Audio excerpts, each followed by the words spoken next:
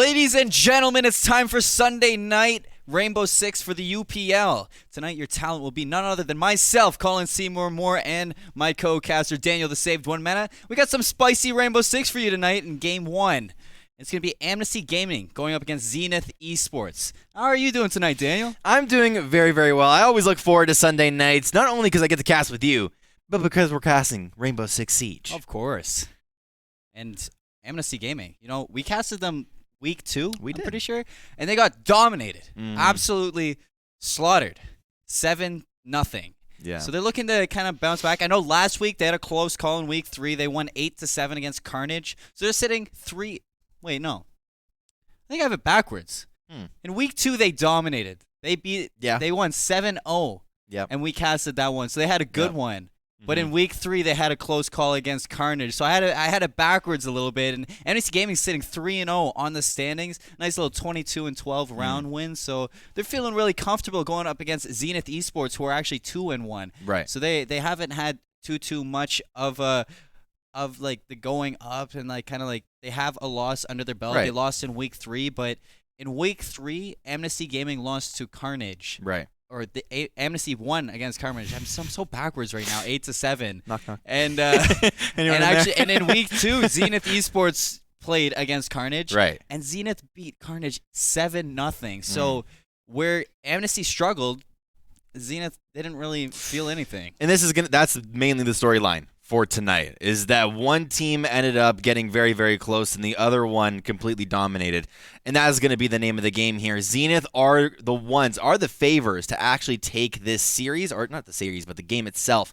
But we have to watch out for this. The consistency from Amnesty could actually show up tonight. And this is what I always love about an underdog story, is that the underdogs could actually win. As simple as it is to say, Amnesty could come out here tonight and really, really show us something different. Well, I mean, yeah, they had a tough call against Carnage, but they're sitting 3-0 in the standings compared to Zenith's 2-1. So you got to feel comfortable when you're looking at those of the standings of the UPL if you're Amnesty Gaming. If you're Zenith Esports, you just got to show what you're bringing and make sure that one loss was a fluke that you can just tuck under the belt and come back stronger. Because after this, if Zenith brings it back, they're tied for first place with Amnesty. And Zenith have so much potential coming into this one, since they are on, I don't want, not obviously like a win streak, but being 2-1 is really, really good for yourself. Of course, coming into a series like this, when you're confident as well as motivated, you're coming off of a loss from last week, and you want a redemption, right? You don't exactly feel bad for yourself, but you're coming into this week. The coach, the mentality of the team as well. Well, the coach plays into the mentality of the team, and I guess he's going to be very, up there, and he's got to feel motivated. Motivated is the name of the game when it comes to Rainbow Six, because it's a very kind of up and down. You got to feel yourself when you're going through the rounds step by step, and it's just one round at a time. Right. You just got to take your time, play as a team, but in a few seconds, we're going to see what the maps look like for the map band. So we're going to be going to Clubhouse in Game 1 against Amnesty Gaming and Zenith Esports. But let's take a look at those bans, Daniel. Yeah, let's do it. Amnesty Gaming have banned out Border, Bank, and Villa. And Zenith on the other side have banned out Consulate, Cafe, Coastline. So very basic bans on both sides. Of course, we don't have Bank out of the map pool yet, because it's not really official just yet. It was just a couple of leaks that came out from the community as well. The casters were touching on it, but Bank is here to stay, and it's going to get banned over on Amnesty. Touch on these Amnesty Gaming bans for me real quick. I'm looking at Border and Villa mostly, and those are kind of like less strat-heavy, more slay-heavy maps. Bank, it's your typical roaming map. You got to get that information. You got to make sure you know where you are, but it's not as tight. So it looks like they're kind of staying away from the slay-heavy maps, and they're going to head to Clubhouse, which is a very strat-heavy map. You have to focus on timing. Yeah. This is where you're going to go. This is where you're going to breach while your team roams around the side. Yeah. So it's a very team-heavy map, Clubhouse, and it's not. You will most likely see a lot of team plays and a lot of strategies coming out. But Zenith Esports, they got the same thing going for them. They banned out Consulate and Coastline on their last 2, which are also, it's kind of like both teams were staying away from the slaying maps and the information maps, and they're going for the strat maps. Like they don't want to play those big maps. They don't want to play those tight corner maps. Clubhouse seems like a nice even between all of them. Oh, yeah, definitely. Zenith over on the other side, two very basic maps. We've seen Consulate Coastline all across the board. Cafe as well being just a very basic top-down map. Clubhouse, though, does have a lot of different entrances that the teams can attack from, or at least the attacking team can attack from. I know that I was talking to a whole lot of collegiate players, and on a map like Clubhouse, since it's been around for so long, it's not really defender or attack sided. It's honestly just whichever team is better, because there's so many different spots if a team is going to be holding CCTV cache that you can actually be attacking from, right? And we have to watch for all of these possibilities when we're looking at a map like Clubhouse. Yeah, and Clubhouse is the map for tonight. Yep. And we're going to be hopping in as both of these teams are going to get ready soon. So just got word in my ear that they're just going to be taking some time. But you referenced Bank earlier. Yes. Getting kind of, it's in the talks that Bank might be taken out of the league. Yeah, I was going to ask you, how are you feeling about that one? See, I was playing on Theme Park earlier, and Theme Park is the map that's going to be replacing it. And I can see Ubisoft's perspective. I know, you gave me the sour face. I got to tell the crowd that. But the reason why I'm not too discouraged either is because Ubisoft wants a little bit of variety in the map pool itself. Yeah. Right? If you think about what map you could actually be replacing, Bank was one of the OGs, right? It was old school map, right? So it gets to the point eventually where I guess you got to spice up the map pool a little bit. Just add something new in there, and when you add something new, something that's great has to be taken out, and I guess that decision was Bank. I'm not a huge fan of it, but Theme Park is looking kind of cool. You know, I'm surprised, and I'm not too familiar. Like I played Theme Park when it first came out. I recently played it originally was introduced to the game, and I enjoyed it when it first did. But after teams started learning the map and getting it, I didn't enjoy it because it's a very annoying map to hold, especially that top middle kind of area. Because there's a lot of open spaces, and a lot of like separated rooms. You can get really caught out by a lot of soft reach inside the map. So one thing that I do like about it, and did they do you know if they did a little bit of rework to it before? I don't know if they've done any rework to Theme Park, but if they potentially did, and I haven't seen it, I'd be interested. I'd be interested to see what's going on. Right. But another thing, just aside, like throwing aside the Theme Park thing, we got Amnesty Gaming, we got like Known Titan, Royal, Ziggy, Technith, and SWAT.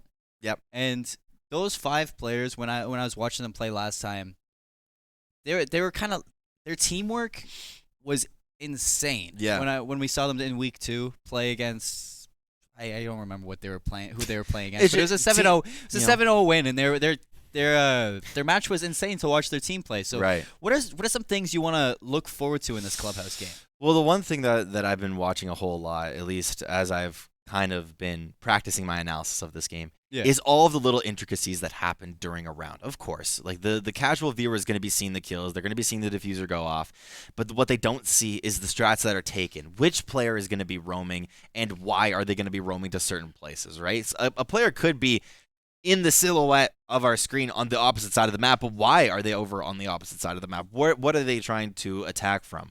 As well, on a map like Clubhouse, drone econ is so important, just because it's so open, right? So we have to watch out for all these little strats that are coming up. Yeah, and I haven't personally seen Zenith play, but I'm interested to see the way they kind of try to break apart that team play that I saw Amnesty have, and that synergy that they were running. But in the meantime, ladies and gentlemen of the Upsurge Esports broadcast behind the camera, we would just like to throw it to a quick break. So stay tuned for Game 1 of UPL Sunday.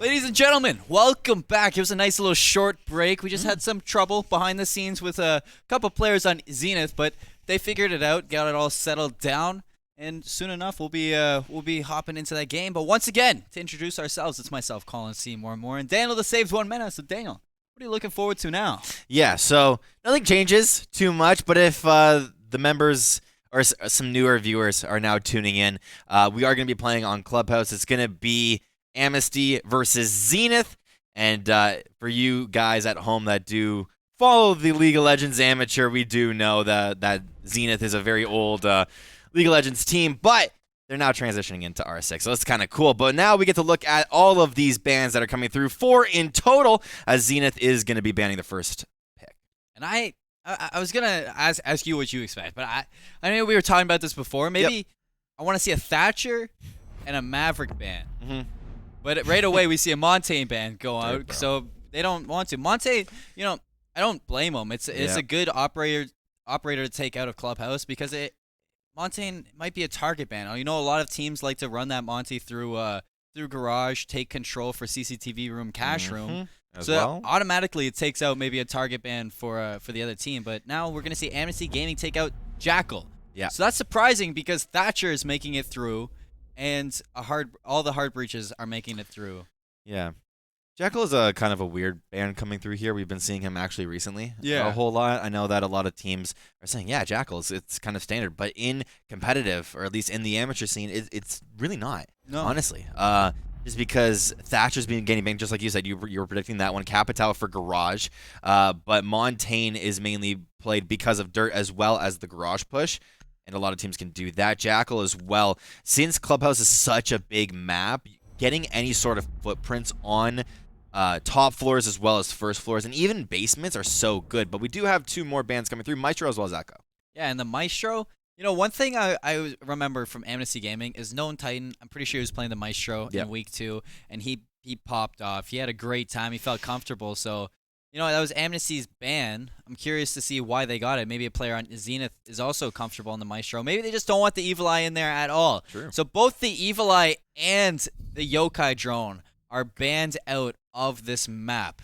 So that's just a little bit of disabling on the diffuser plant that we won't be seeing, as the Yokai drone and the Evil Eye are both prone to doing that. And now, since we are in this small draft, let's take a look at these teams and introduce them as well. Over on the blue side, over on Attack. We will see the names in just a couple of seconds. Over on Amnesty Gaming, they're going to be on Attack. Technic, Royal, Squat, Ziggy, as well as Known Titan. Ziggy Ziggler, I love that name. But Zenith Esports, as we see, we got CJ, Cordell, Cat, Jarden, and Side. And I was talking about it before we got in. Cat. I love that name.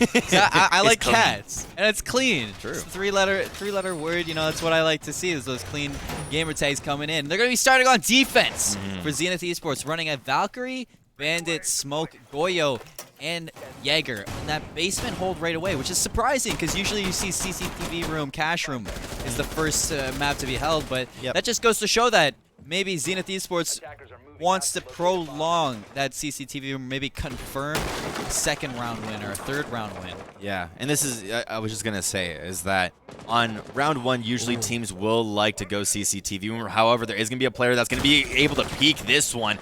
Jaeger, only with a little bit of damage going down onto the Hibana.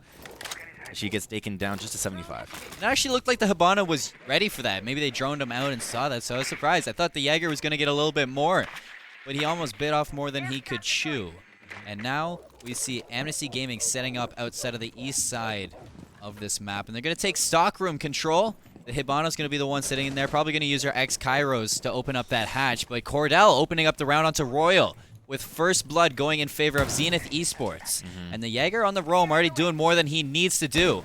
And I actually think he got out of that without going down. Known Titan on the Zofia, going to be starting upstairs and crouching down, making sure watching that secret. But yeah, Cordell got out of there alive and just backed right up into blue. Yeah, he's going to be hiding behind the box here, just looking into oil, but just for the time being, nothing too much is going on, as Smoke just going to be taking control of the cameras, looking at all of these different entrances, as they know where the bomb itself is. They just need to try and set this one up. Also, Valkyrie with a Nitro Cell on the roof isn't going to explode it just yet, but they do know that there is a couple of members that are up here, waiting for any feet that she can see. I don't think you can actually see feet from that angle. It's a really weird angle to hold, but that Valkyrie placing the C4 might have caught somebody without them ready for it, because you might forget that sound after hearing so many beeps. You might just it might just sound like white noise after a little bit, and you might not get ready for it. But first floor control to Amnesty Gaming. Technic equalizing the odds 4-on-4 now, as he's sitting above inside bar hatch, watching down into church.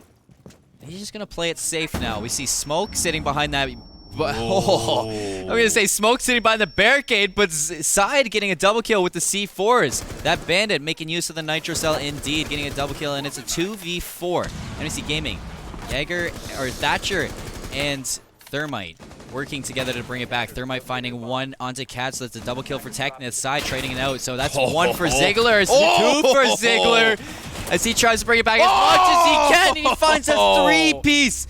Indeed. What a play from Ziggler, bringing it back from nothing. First round to Amnesty. Watch the flick. It's just a little bit of sound cues is all you need in this game. Have both headphones on. In your right ear, you hear a little bit of shooting, and you flick and just pray that something happens. Ziggy with the 3K ending the round. That was so nice. That was unexpected. You thought that Amnesty was at the disadvantage in a 2v4. They brought it back. Zenith had the perfect setup, but you know, it's Side getting that trade onto Technith, and then the player inside Arsenal got a little bit too over-aggressive in there. Peeked Ziggy. He peeked Ziggy, lost the gunfight, and then the player inside Church peeked him as well. So two separate 1v1s that were just given to him instead of a pinch. It was a beautiful round to start off as they took first floor control into the basement itself as well. Blue room was just in the hands of Amnesty, so they know exactly what to do here on this map, and it's almost kind of Zenith's job to have won that first round. Maybe they wanted to go on to maybe a more uncomfortable site just to get the nerves out of the way, and then go on to more of a comfortable one, which is going to be CCTV Cash, which is usually what we see first, but we're going to be seeing it here second, as we see all of the prep going to be going down, mostly into construction. And now the Valkyrie going to be looking to get an early cam outside, maybe onto the upper roof of the building, so successfully gets that black eye out there. And now Amnesty Gaming on the attack, looking to take the lead 2-0 in this round. But Zenith, on the other hand, looking to tie it up 1-1. Who will come out on top? It's a similar comp for Zenith in the CCTV room. They're going to be running more of a passive angle. I expect the Jaeger Cordell to continue his roaming. But on the other hand, Amnesty Gaming running a pretty well of a counter to that, as Royal is on the Nomad. For the air jabs could stop any roam or any information. And we do see Royal spotted out the Jaeger. I don't know if he got information, but first blood to Amnesty. And training out is Cat onto Royal. So Cordell runs out, gets a pick of his own onto Known Titan, and Ziggy just ready for that again. And it's an even 3-on-3. So kind of questionable there, as Cordell just stood there ready to go down. Maybe he just accepted his death. Yeah. He's like, yep, I pushed too far out. That's it. Yeah. Mom's, watch it. You saw that pick? It's over for me now. Mom? Yeah, maybe his mom's watching. Maybe. But definitely in that round was good 2 first picks, but now heading into a 3v3 scenario with 1 minute left, we do see that an impact is just going to destroy a little bit of the stuff going on the other side of this wall, but to see Squad with a couple of shots into Cash. Go on to one of these players. There is 2 players actually holding this room in total. Also Technic wanting to open up this wall. He is going to be playing the Thermite, but Grenade goes into this construction room as well. Over towards Squad. He's going to just take a little bit of damage as he tries to open up this wall. I know you want to use your impacts to get a little bit of damage down, but you could have saved that to disrupt any X-Kairos that were going on there. But you don't need any impacts when you got the shotgun. Jarden going to pick up Squad. X-Kairos still are going to explode, but he rotates around. Ziggy in construction, drops back down into bar. He's going to rotate back over to metal stairs. Technith still on to the balcony, watching for a player inside garage where there's nobody there. Ziggy ends up going down 1v3 for Technith, and it looks like, unless we can see another 1v3 clutch, Technith getting one, looking for the second. Zenith tying it up 1-1. I was about to say, don't give me another 1v3 clutch. And that was the one thing, sorry, that we forgot to touch on. Yeah. Was that even though Amnesty won round number 1, it was still a 1v3 scenario, right? So Zenith, they were able to eliminate most of Amnesty before. I don't want to say that the luck went into Amnesty's hands, but just kind of the round went into their hands. But definitely there in that one, Zenith very, very clean. Well, the one thing that I was curious about is that Hibana wanted to peek into cash without really any information. Yeah, I don't know if Hibana used the flashes or even if she had her flashes still, but it could have been maybe a dry peek that wasn't intended. Valkyrie going to be 6-picked instead of the Pulse, and IQ instead of the Zofia on the other hand. So a couple of changes on both sides, but I do like the IQ pick. I am a fan of the IQ. I don't think she's played enough, as it's a lot of information that can go in your favor, especially when you're pushing in that first or to the basement. But one thing to note, maybe the 6-pick was to counter the Pulse. Yeah. But the Pulse got 6-picked to the Valkyrie, so that wouldn't have mattered. Right, and I guess the main reason why they wanted to play the IQ here is just for the Valk. Yeah. Because Valkyrie has been, I don't want to say a nuisance, but yeah, her camera's on the outside. You have no idea where they are, so you just have to assume, hey, there's a Valkyrie camera outside. We have to get into this building ASAP. Right, but the Valkyrie cams are just so useful. Yeah, you're right. It's handy that they actually 6-picked over to the IQ, because the 6-pick to the Valkyrie, even though it's not a Pulse, it's still gonna get countered by that IQ. Sure. So big brain plays from Amnesty, switching back to that IQ, switching over to the IQ instead of Zofia. And now Cordell, he got a pick on the outer player, and now he's looking for another one. He does see a couple, but droning out is Royal. As he gets the information, he opens up with a pick onto Cordell. So Rome not having any presence this time, where he did get a 1-for-1 trade last round. And I think he actually opened up with First Blood in round 1. But Amnesty Gaming with the advantage, looking to take the lead with it. Amnesty was said to get defeated by a landslide in this match, but now you're seeing them actually come up and be a team, which is just so much fun to watch. However, inside of Dirt, we do see Known looking for the heads of any of these players. He sees 2, but does get rushed. Jarden goes into Dirt and grabs a double kill for himself. Yeah, and Diffuser's down too, where Jarden is, so he knows that. He knows Diffuser's down in Dirt, and 2 players, 3 players are still stuck on the first floor in Stockroom and Bar for Amnesty Gaming. So the big plays from Jarden on the Goyo to rush inside of Dirt, finding 2 free kills. And now it's up to Royal and co to kind of pull it back. But Jarden getting real aggressive inside Dirt. He's very low on health, so he could get traded easily, but this might not be what Zenith is expecting. There is going to be a drone that comes out and does spot him out, so he's just going to run out. And like you said, the Diffuser is going to be down in Dirt, so they have to do something. It's either rush inside of Dirt or look into Kitchen, where you can see inside of Arsenal Room, which could be really good for this squad. But what strat do they want to take? Currently, it's just going to be over by the stairs. His side Another one gets the Nitro Cell. What was that, DJ? Another one. Another one. Yeah. That's his 3rd Nitro kill. He got a double kill last time sitting in that same position, and a 3rd one to add to his bounty. But now we see Ziggy pushing through basement hallway. He does peek into Arsenal Room, rotates through the hole in the wall, shoots at his own teammate. Might have caught a little bit off guard. Jarden finding another kill, traded out by Ziggy. He did get a 1v3 last time, looking for a second one. Will he be able to clutch up in Arsenal Room again? No! Zenith is going to take second round in round 3. Side was able to secure 2 kills there in that round. Amazing rotation coming out from him as he's topping the leaderboard now with the most points, definitely. As for the kills itself, we're not too sure just yet. However, they are looking like a really good team. Zenith so far, winning 2 rounds in a row. Amnesty got very, very close, but there was, I don't know, it's just little strats from them that came out that weren't really in their favor. It all started out with the Goyo inside of Dirt. Oh yeah, the Goyo pushing into Dirt, dropping the Diffuser is an important kill to get. And to get a double kill, that's just 2 for the price of 1, really. Like bulk barn. Yeah, it's like going to bulk barn. It's like a 2-for-1, you know.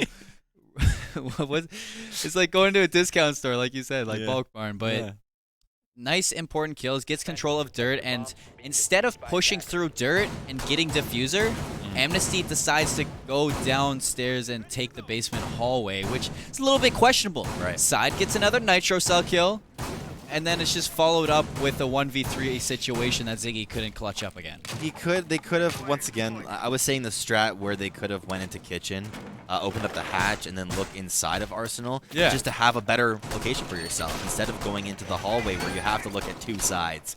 Right, so yeah, you gotta watch out for the late game strats if things don't go your way, because you saw how Amnesty was just so uncomfortable in the scenario. What did the bucket ever do to you, man? I don't know. I just found it was kind of funny just seeing him just destroy the bucket. But another, I don't know, for Valcam or the Valkyrie, could have got caught off, but not going to. And I think Amnesty will see that barricade is dropped inside CCTV rooms. That might be free intel for the Hibana. Could possibly understand that there might be a Valcam outside there. Known Titan is going to be the closest to it. But Amnesty with a strong presence to the west side of the building. Possibly going to take this with the Thatcher. We do see Thatcher use one EMP nade. Destroys the bandits. No, he's not going to destroy the bandits. Bandit charge is going to be used once more, but he actually gets the bandit on the wrong side. No. And he still gets the bandit trick at the last second. And will Thatcher use another EMP grenade? We're just going to have to wait and see. Cordell opening up on Zenith with another first blood in round 4 this time.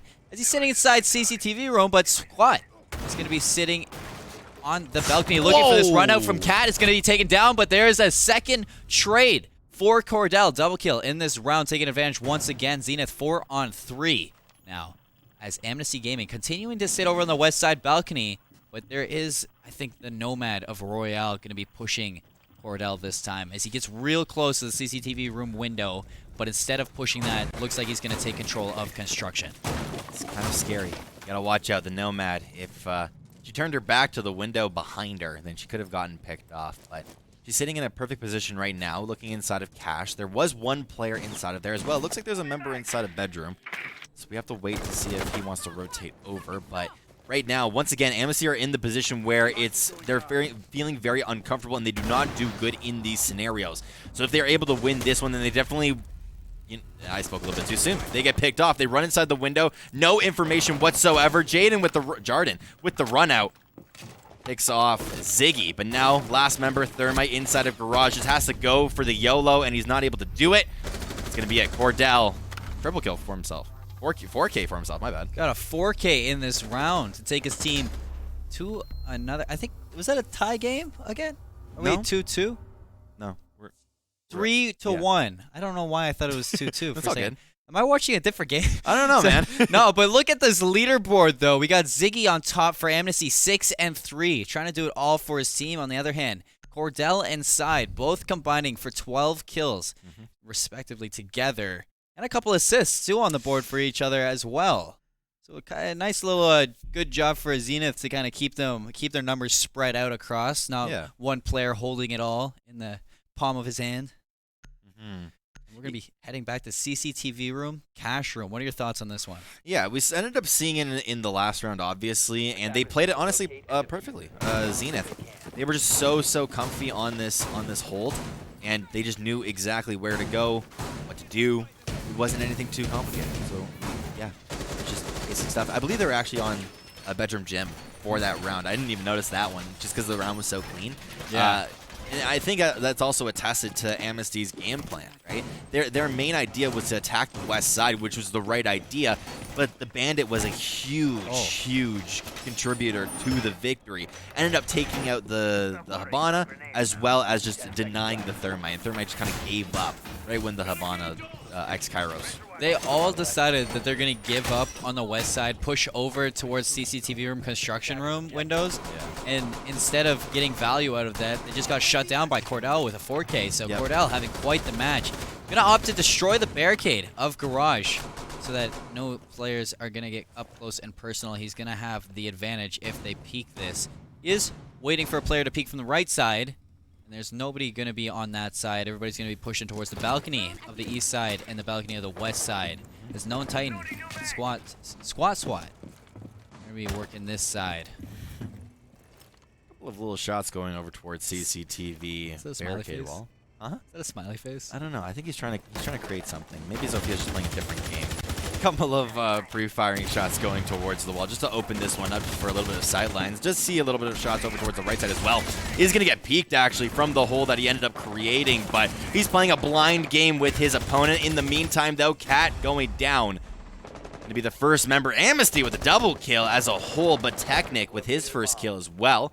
We see over by Cash as a player with his back to the wall, but Technic has other plans, looking inside of Garage. Can't find anyone just yet, as CJ, one of the more supportive players of the team, is going to actually spot out one of his opponents, but Cordell with the return kill. Not going to eliminate Smoke just yet, as he does end up going down finally. Now 4v2 scenario going down here. Very simple stuff coming through from Amnesty as they're just picking off players one by one by one. Goyo sitting inside of this room, inside of a bomb site.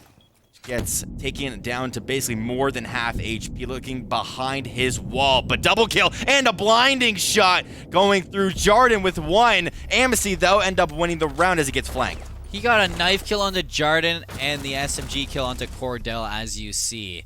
So nice little heads-up play by SWAT to get in there up close and personal. Take it as close into the action as he can. Round 5 going in favor of Amnesty. They pull it back 3-2 in favor of Zenith.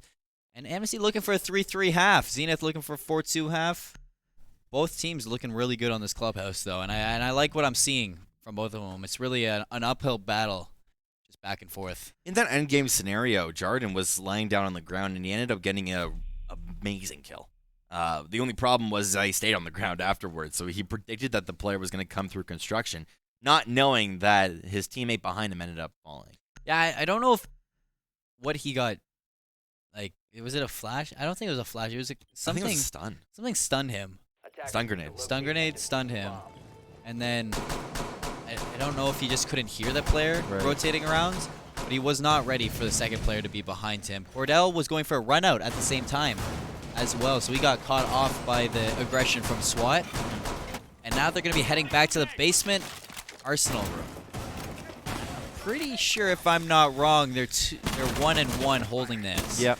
But it was a really close first round, and it was Ziggy who got a 1v3. Was put in a 1v3 scenario again, but he wasn't able to clean it up a second time around. So now we go back there for the third round to see who is the better team when it comes to attacking and defending our Church and Arsenal room. At the moment, both teams looking to make it close. I love how Cordell is the one that's roaming over on the side of Zenith. I feel like the team knows his skill, and we are starting to see his skill as well. Cordell popping off every single round that we see him, and he's playing this first floor perfectly almost, just covering up the two hatches that are needed.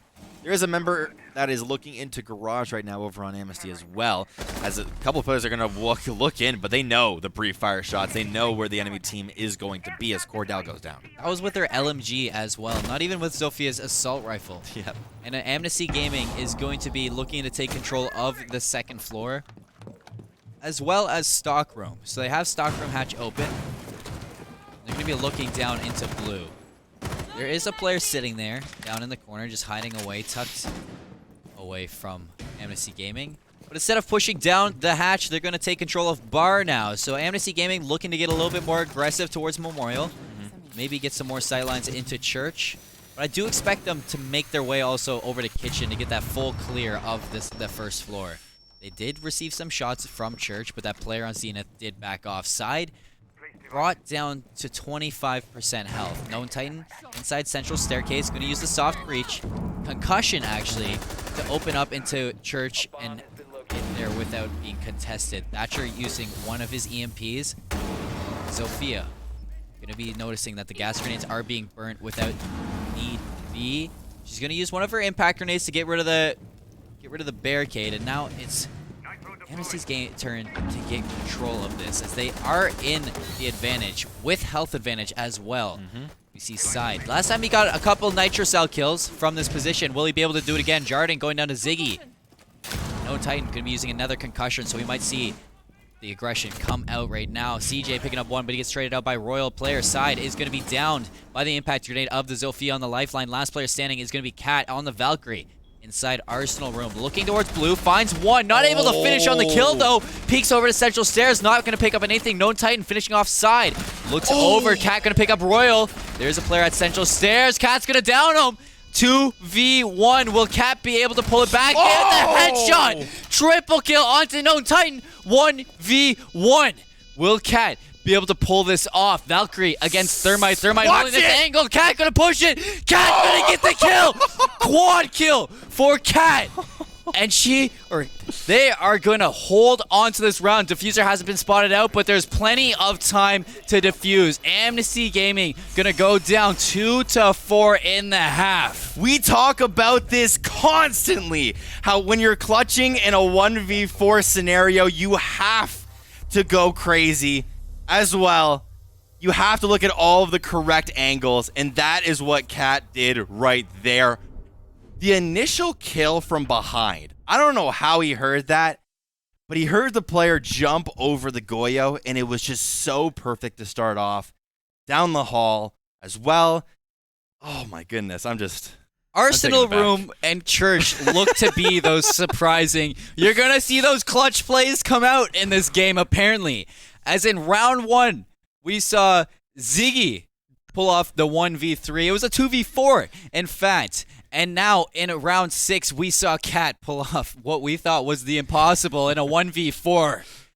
And Zenith pulling themselves ahead 4-2. We did get a look at the leaderboard shortly, and it was pretty even across Zenith. Nobody really shining on their team. They're almost even across the board. But this is insane. This match coming out, we are seeing a lot of hero plays from these players. And actually, it's going to be the switching of roles. Zenith on attack now. Amnesty on defense. Round 7. CCTV room, cash room. And a couple new operators, too, on the board. Why don't you run us through that, Daniel? Yeah, so Zenith, they're pulling out the Zofia, which is the same. But they do have the Sledge as well as the Maverick. So the reason they run Maverick is just because when it comes to a Bandit wall, it allows you to fire the bottom so that you could take out the bandit charges on the bottom, and an electrified wall does not matter. So when you're playing Maverick, you use them as the initial taking out of the bandit charges, and then you use Habana to fully open up the wall. Couldn't have been said better myself. I actually like the Maverick pick. Me too. Out. I love seeing Maverick. It's one of my favorite hard breaching operators because you don't necessarily need a Thatcher when you have a Maverick. That's true. And Cordell going to be playing on the Sledge. I wonder if he's going to run that Reign of Terror once again, looking over towards Construction Soft Wall. He's looking to break that open. In fact, it actually isn't going to be barricaded, so it's going to be able to open that up with the soft breach, as well as open up the hatch into Logistics Office. But I think this is going to be Cordell's point of entry into the hallway. I know that a lot of teams in the past have had trouble opening up this wall. In particular, he's actually going to find the player and knock him down. That was completely blind, as he's just going to be crawling away now. But there could be a couple of more shots going over towards the building, but he's going to get able to get back up as Ziggy able to back up Squat. Squat being taken out early, but he's now up with 25 HP. And that was very well played by Cordell as Side picks up the trade onto Squat. So the kill was confirmed eventually. But Cordell played that excellently, putting some noise over onto Construction, noise on the Logistics, finally entering over into the west side balcony. And Cat brings it back into Zenith's favor. Gonna take out Ziggy.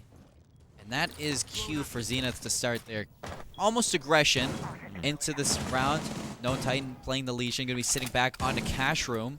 Looking to play some more hero plays is both of these teams. Techneth going to burn one gas grenade.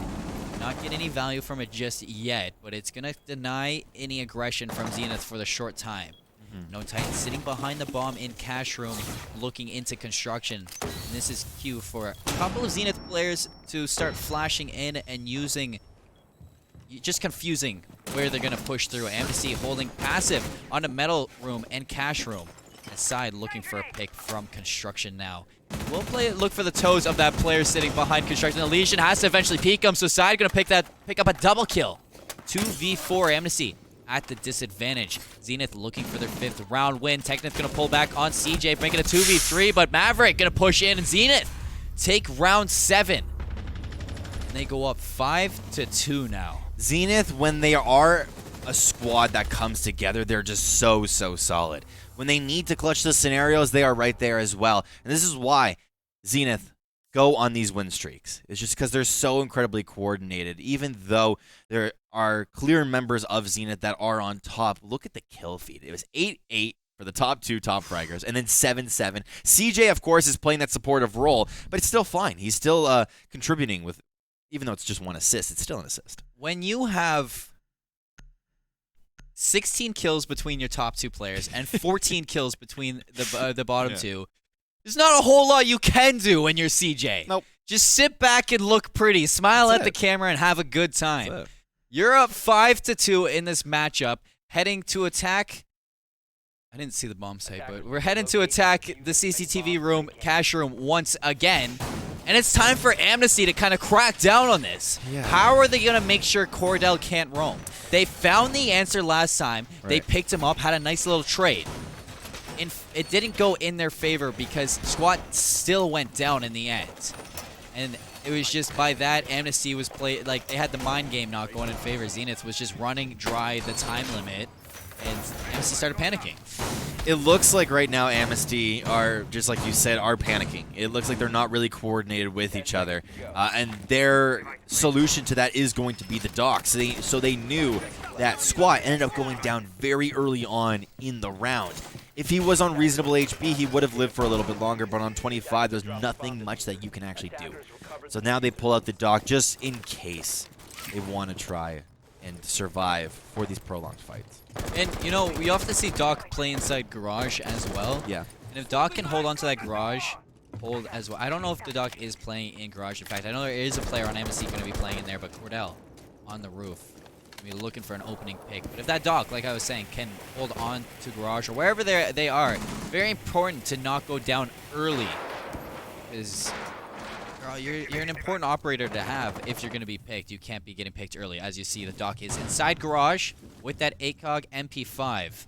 And he does see that the Maverick is going to be opening up the east side balcony.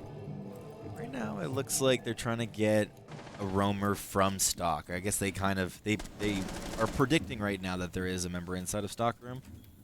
Just sitting inside of there, you saw that from the other angle. However, most of them are going to be just looking inside of CCTV room itself. Let's look for any picks. This is what Zenith's game plan is here currently. At least that's what's really been working out for them. However, there is a couple of members over on Zenith on the other side of the building itself. That could be very important if they find the opening pick, as this is what they did last round. They kind of spread out the defense of Amnesty and take them one by one. CJ going to open up on Squat, but get traded out 1 for 1. Looks like they both wanted to kill each other. Technith going to take out Cat. So that is the player, the Zofia, going to go down on Zenith. Diffuser is in hand of side on the Nomad, working alongside Cordell with that flank. They did drop the diffuser, and Cordell smashing away at the wall, not ready for the peak.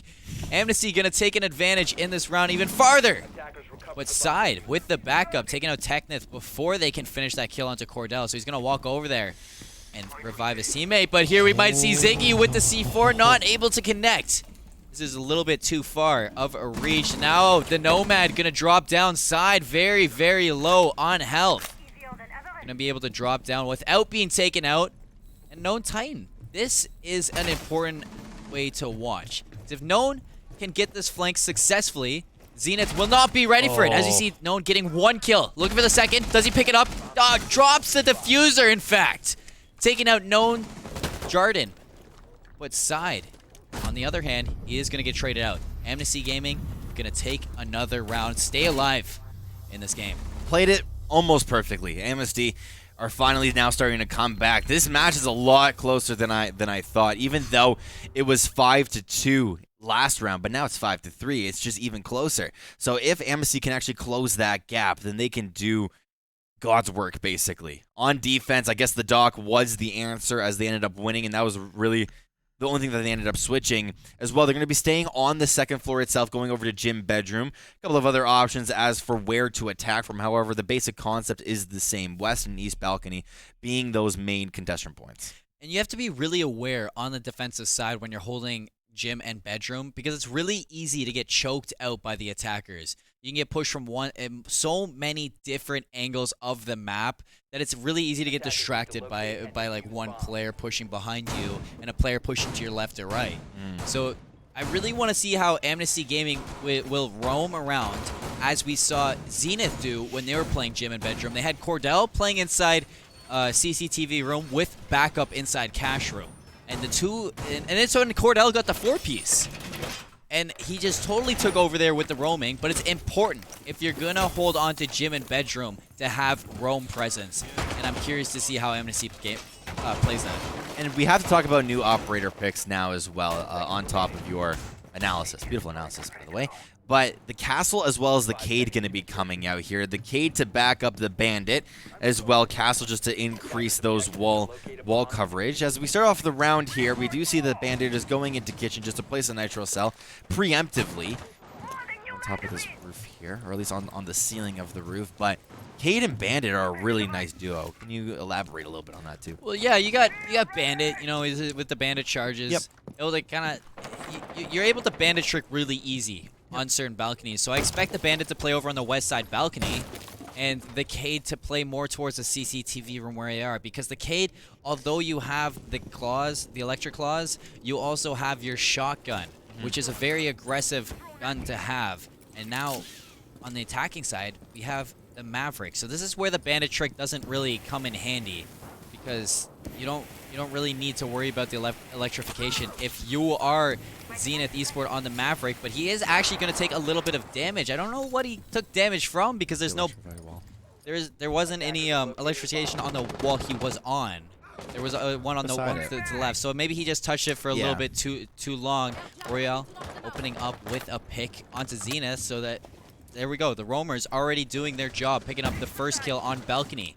They're going to back right on off. So very well played by Royal to bring the advantage in favor of them. But Side getting super aggressive on the central sub roof, looking into that site. And actually the Castle might be able to put some aggression onto the Nomad as well. Side has to be super careful, but he now knows that player is there. So he's going to take some damage, but deal some damage. In fact, Side going to take out Royal. Tie it up 4-on-4. Squad, you know, chime in with a kill of his own onto Jardin. And they do have that west side balcony open. Squat getting traded out by Cat. And it's a 3-on-3. Zenith not looking good with the health. CJ sitting inside CCTV room. There's a player inside of cash room, so he has to be aware of that. Technith with the gas grenade. Going to take out Side. And it's a 2v3 now. Cat on super low health. He has to be aware of this. There is a disconnect on the other hand as well.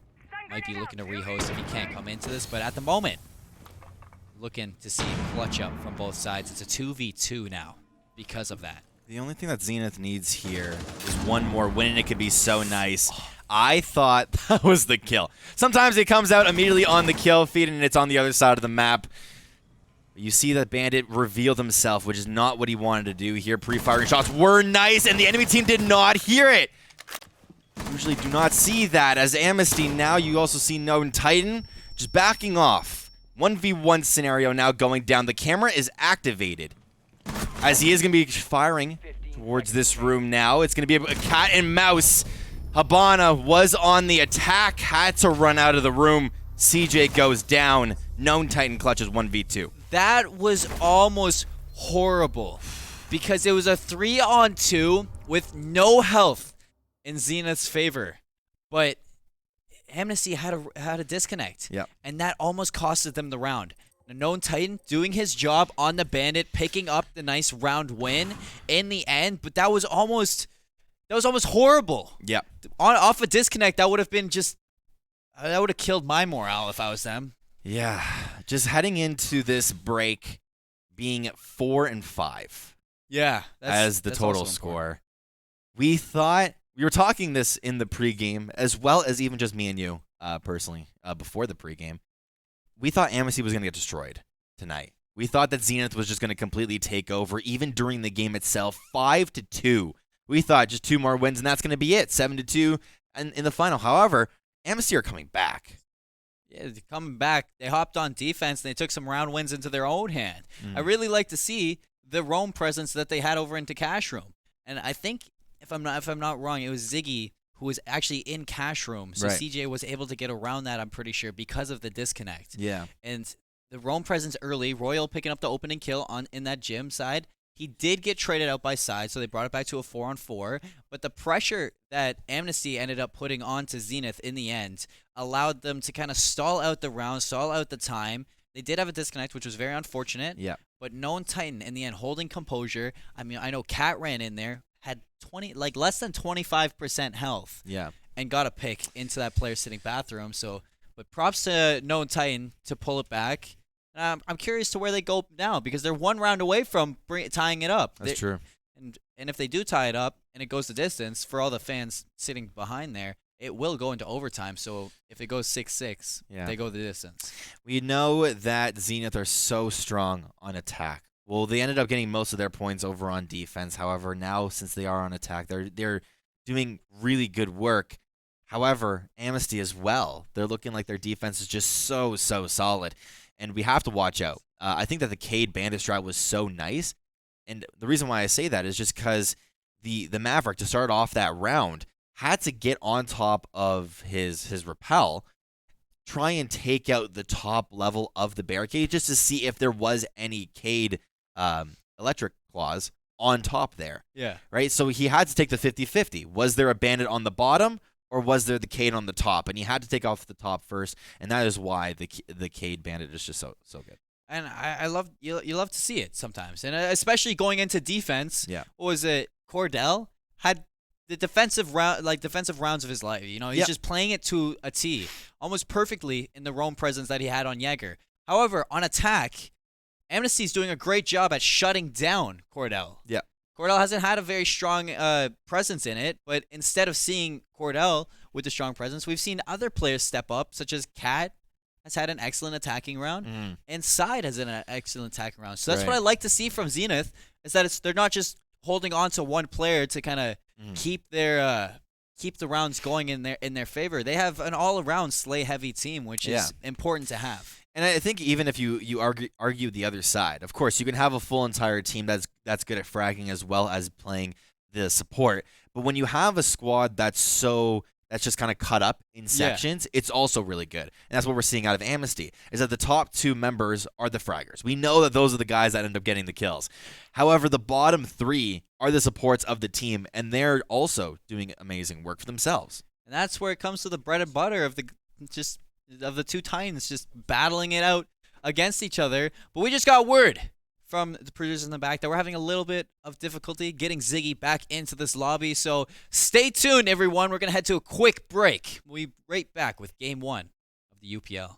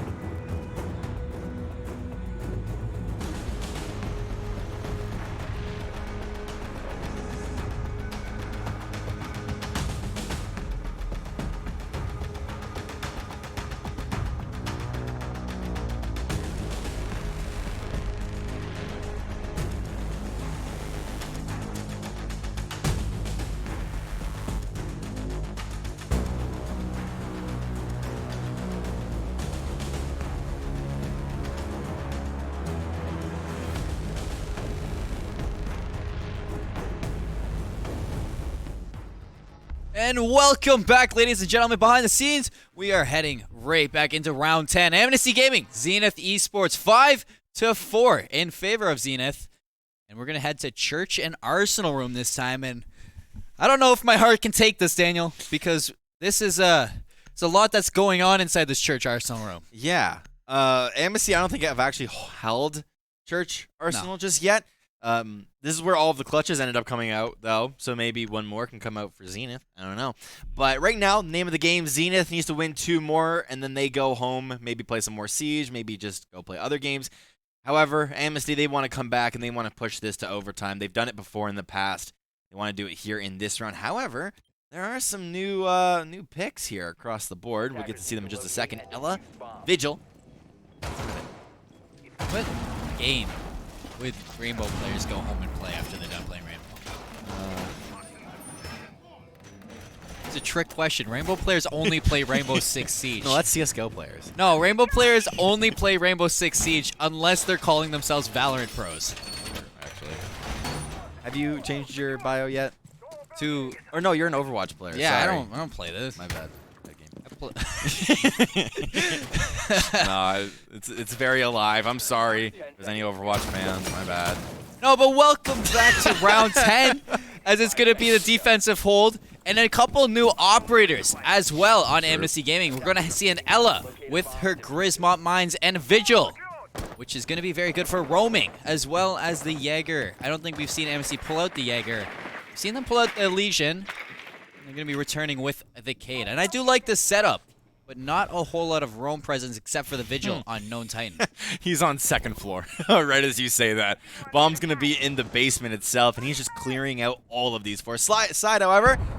Picks up a kill, actually. Going to be hanging off the chains here. I've never actually seen somebody get a kill through this, so big kill coming up from side right away. Very unpredictable indeed. I know there's a couple players in Collegiate League that I see hold that angle, but they don't get any value from it. On the other hand, we do see evening the odds is Technith over inside Dirt on the Legion, getting really aggressive into that Dirt hallway. And Diffuser was also dropped, so that's going to be some players of Zenith going to have to rotate around and pick that back up. I do like this hold from Ella. Instead of holding her SMG, she's going to be holding the shotgun. Nice little flick onto the drone, showing her skills.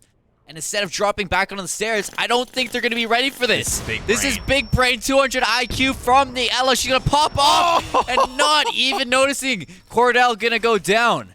That was 200 IQ from Royal. Grismont Mine also goes down at the entrance of the door just to make sure no more players actually come in, though. But just as you said, that was an amazing strat that came out. Just go to where the player does not expect you to go. Big brain 200 IQ play. However, over inside a kitchen, we do see CJ.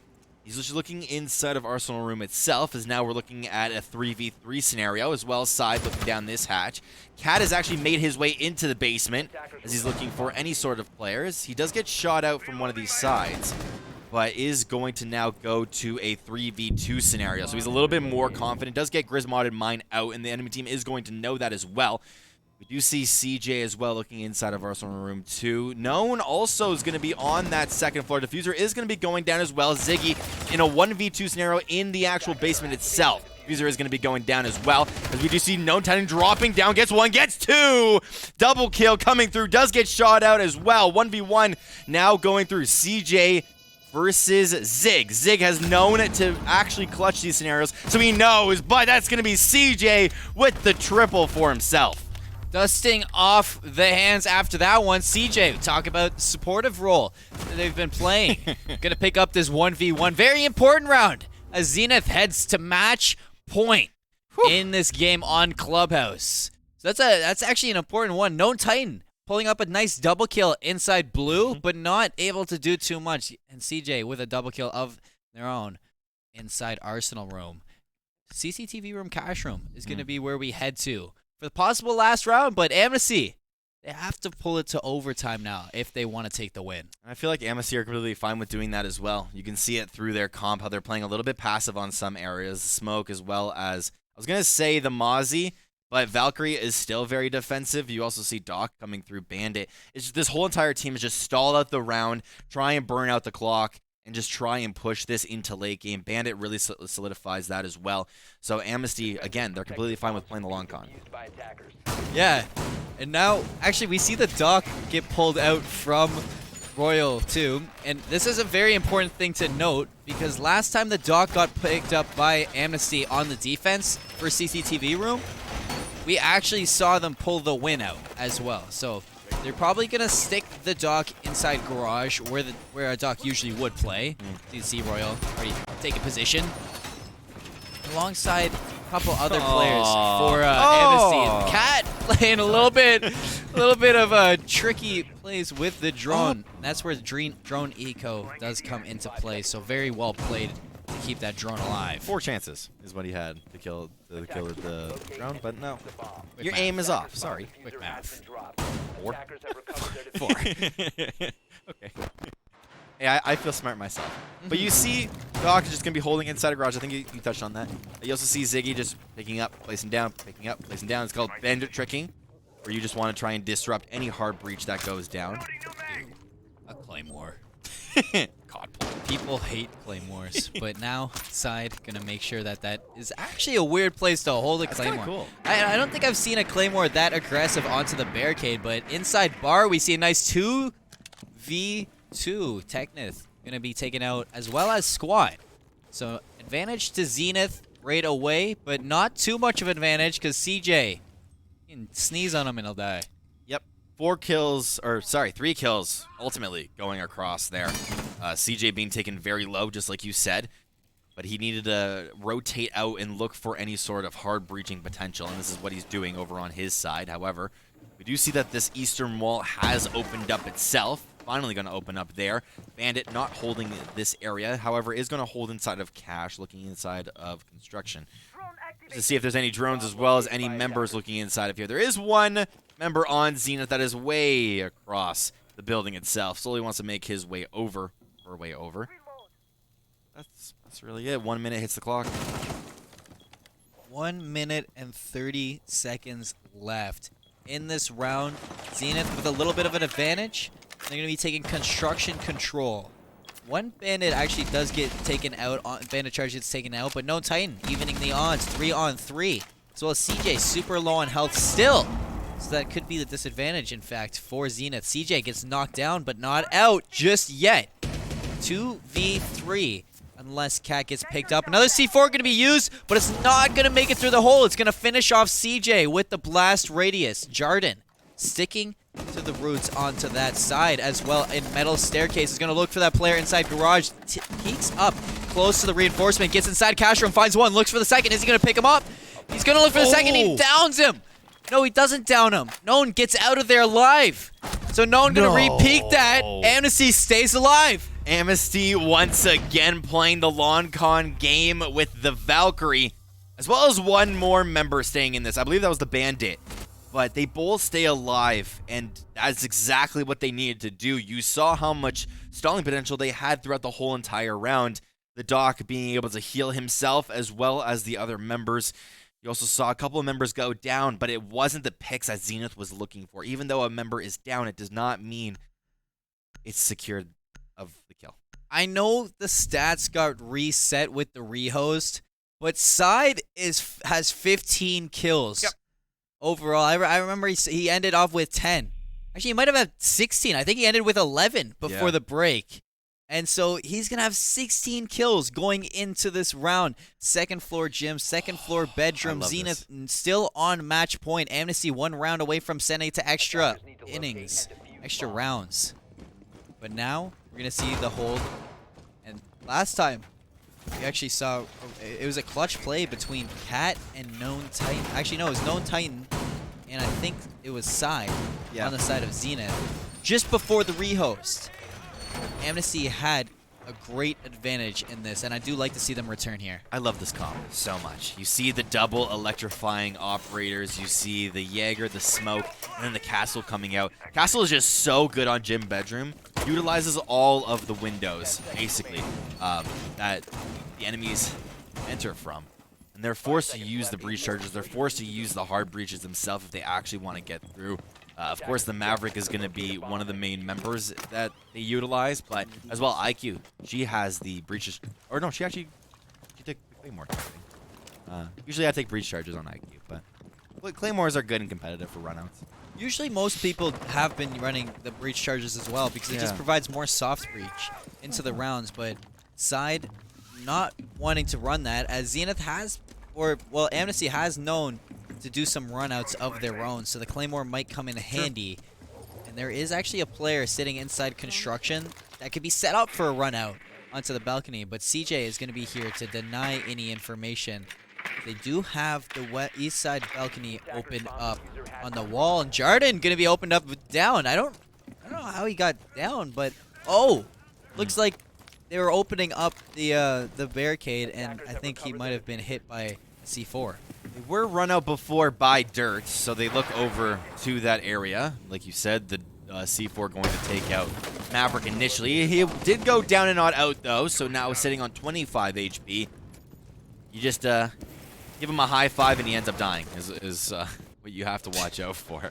But there's a member over on the other side. I thought that silhouette was going to walk into view inside of CCTV room, but there is 3 members of Amnesty inside a bedroom currently looking over by west balcony. IQ did go down as well, so the main member, the MVP side, is out of the round.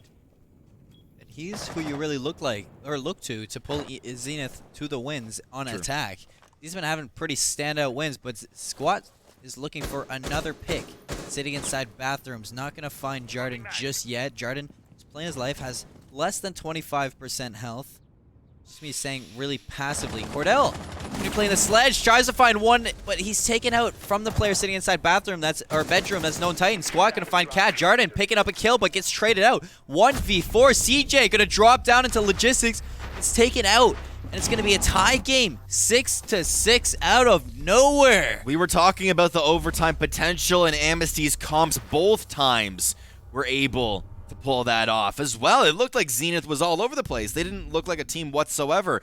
You saw there right at the end, Habana setting herself up. Usually you use the first 2 minutes of the round in order to set yourself up and then execute your play throughout the round.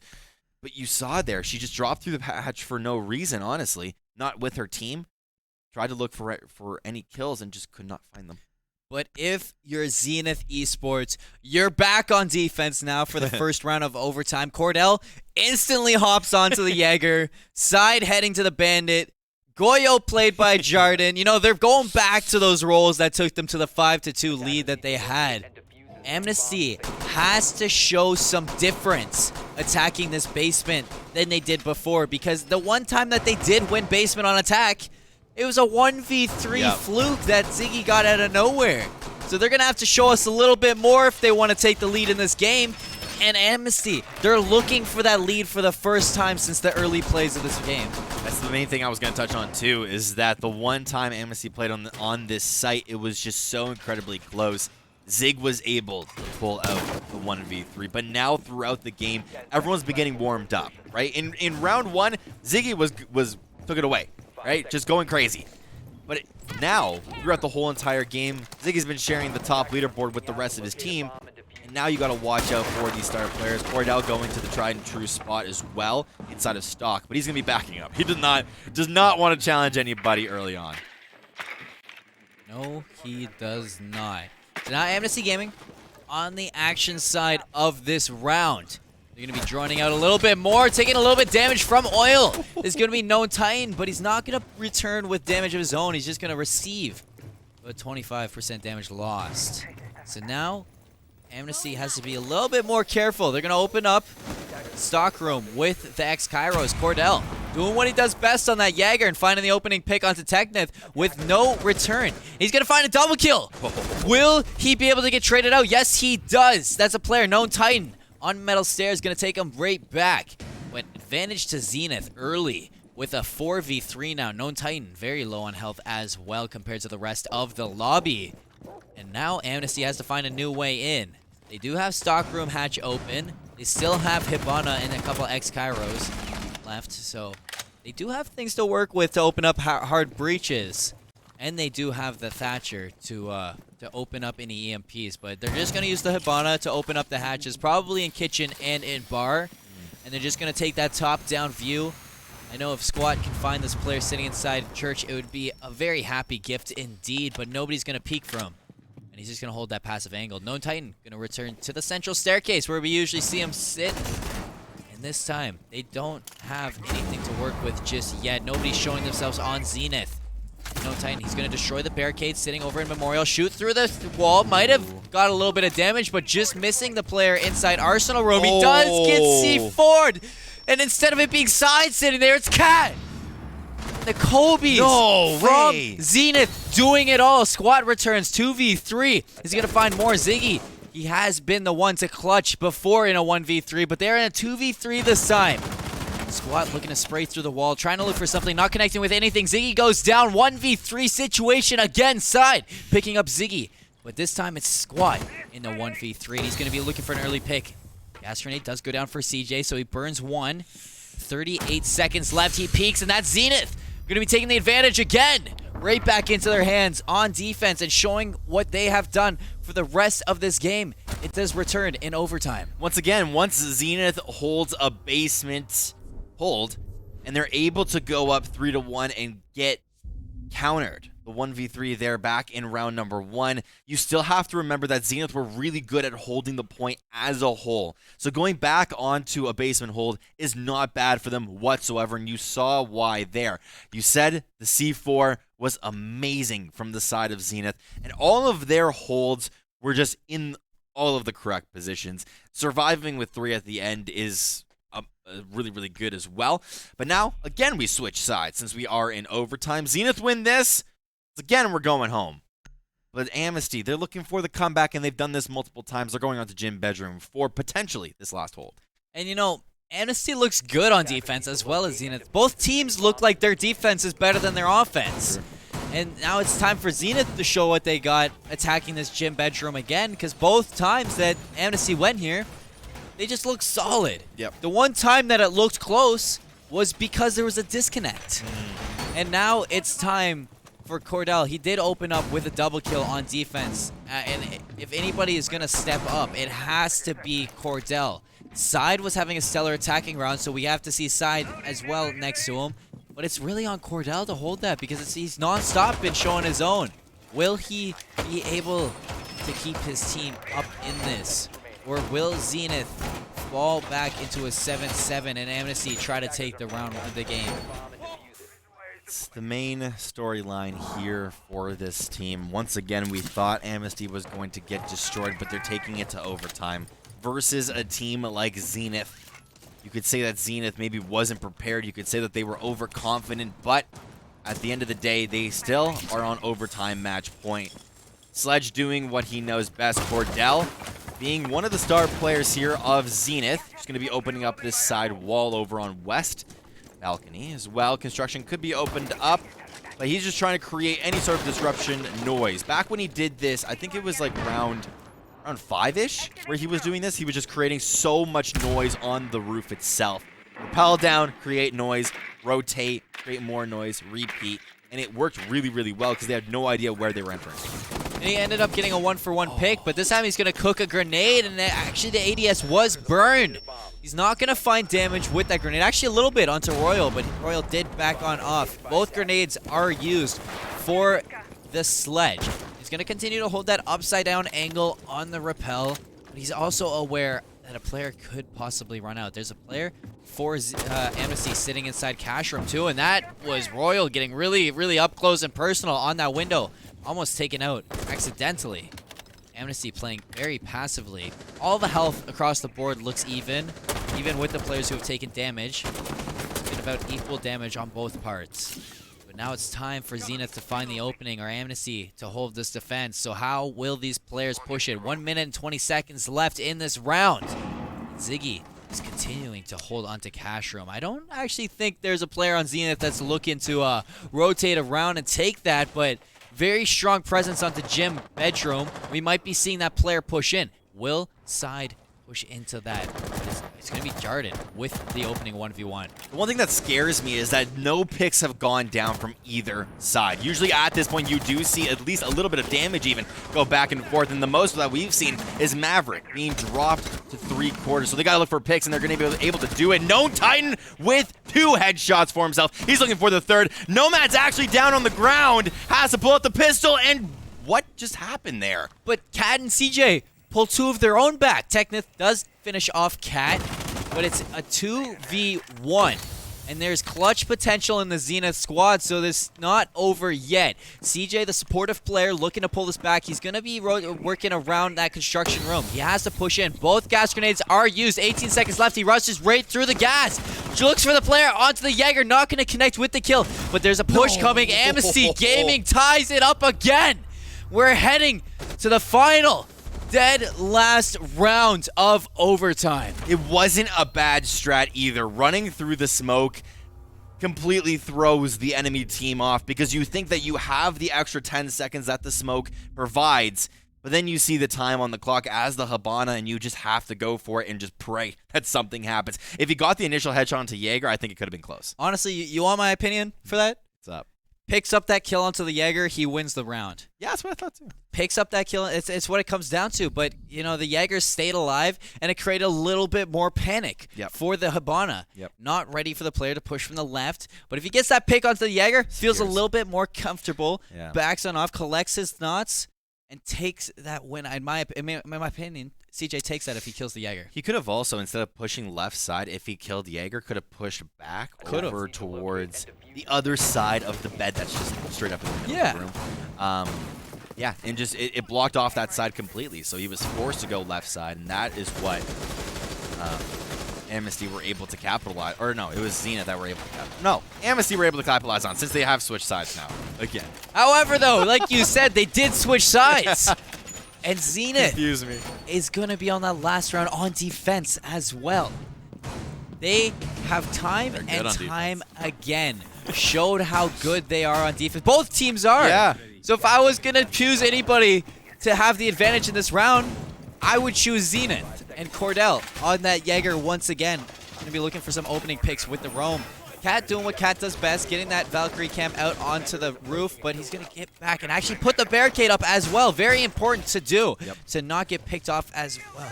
Cordell sitting inside a garage. There's 3 people sitting outside as well, just kind of lingering, having a good time. Cordell has been that player for Zenith Esports to open up with some early kills. Playing more passive this time, but still aggressive enough to have a big effect. Weird. Yeah, you saw one drone actually get taken out for some reason. Maybe they shot it, but it still creates the same peek hole for yourself. Or maybe it's actually useful because it eliminates a little bit of an extra angle for the enemy team if they see the expert drone. It turns to be a mistake. It was actually a good plan. Yeah, it was a big brain. I didn't know that, but there was a grenade that came out there. Was that a grenade or not, a C4 burned? I was not too sure on what it was. It was a C4 burned. So C4 just got burned for the defensive side. That's big. Weird. If you're Amnesty Gaming, whoever threw that C4 probably could have held on to that just a little bit longer. Royale going to open up onto Jarden. Big picks for Amnesty. Could this be an upset onto the attack? Advantage in favor of Amnesty. Squat goes down to Cordell. What? CJ with the top down with SMG-11 going to pick up Royal. Cat going to pick up Ziggy. 2v4. Amnesty Gaming on their back foot. And it's time for Known Titan on the buck and Technith to work their magic. Are they going to have the clutch potential? Zenith, though, with the advantage in this round. They could take this here and now in the last match. This is match point for both teams. There's no more rounds. Do or die. And this, if you're in a 2v1, has to be the best one, but both players drop down. Cat with a triple kill to end it off. GG's in chat, and Zenith takes it. Was that their only strat? Was that the only... I feel like they had so much more time to do other things. Amnesty under the pressure were not able to take the last point on attack. Your prediction was correct. Oh, man. We wanted the upset. It was unfortunate, but we ended up seeing Zenith as well as Amnesty take the distance all the way to overtime. That was insane. I thought Amnesty had it. Royale got the opening pick onto Jarden, the Goyo out of play, and then it was Cordell in garage and CJ with that top-down view who got 2 picks to return it in favor, and then next thing you know, Cat got a pick. Next thing you know, all of Amnesty Gaming was just dropping. 2 players left, and they just couldn't pull it off. Sad to see, but it really shows that both teams, they like defense. Yeah. Right when I saw the top-down view come in from smoke, I don't want to say that's when I knew that was kind of over, but that was a good play. That was CJ. Yeah. Being the bottom fragger as well, being the support of the team, showing up after the rehost, he started to pop off. Definitely started to pop off. Did have a 1v2 that didn't go in CJ's favor, but like I said before, if CJ picks off that Jaeger, it doesn't go to that last round. They win that if he picks off the Jaeger. But that being that, 8-7 for Zenith Esports. And that was a better game that we both predicted. We both thought it was going to be very one-sided. Yeah. Both teams look excellent. Zenith, though, coming out on top as the better team today. Once again, a couple things go back and forth. Either team could have taken that. Yep. And that's that for Game 1. Yep. That was an insane Game 1. But Game 2, after the break, is going to be Ancients Gaming and Halfway Crooks. Both teams also looking like they're going to put up a good fight between the two of them. But we're just going to have to see after the break. Once again, stay tuned, everyone. We'll be right back.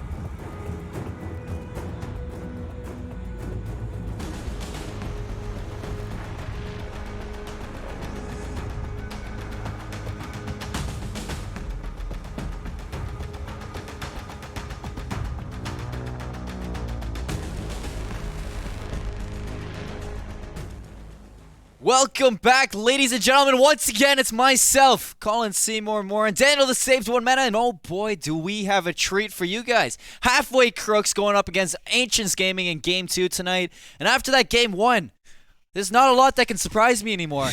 We saw everything. How'd you feel about that Game 1, Daniel? Game 1 was so much fun to watch. We thought it was going to be a blowout once again, but we see Zenith take it 8-7, so it went the distance, but this is why I love casting these format of games. They're just best of ones. There's no best of 3, 8-7 overtimes. It's just one map. If it goes overtime, then it goes overtime. It doesn't go for 5 hours. We just get to see one game go. You know, it could go the distance, but even so, we won't talk about that. We don't talk about that just yet. That's to come. That's to come. Yeah. But tonight in Game 2, Ancients Gaming and Halfway Crooks. Ancients Gaming sitting 2-1 on the leaderboards, and so is Halfway Crooks actually. Yep.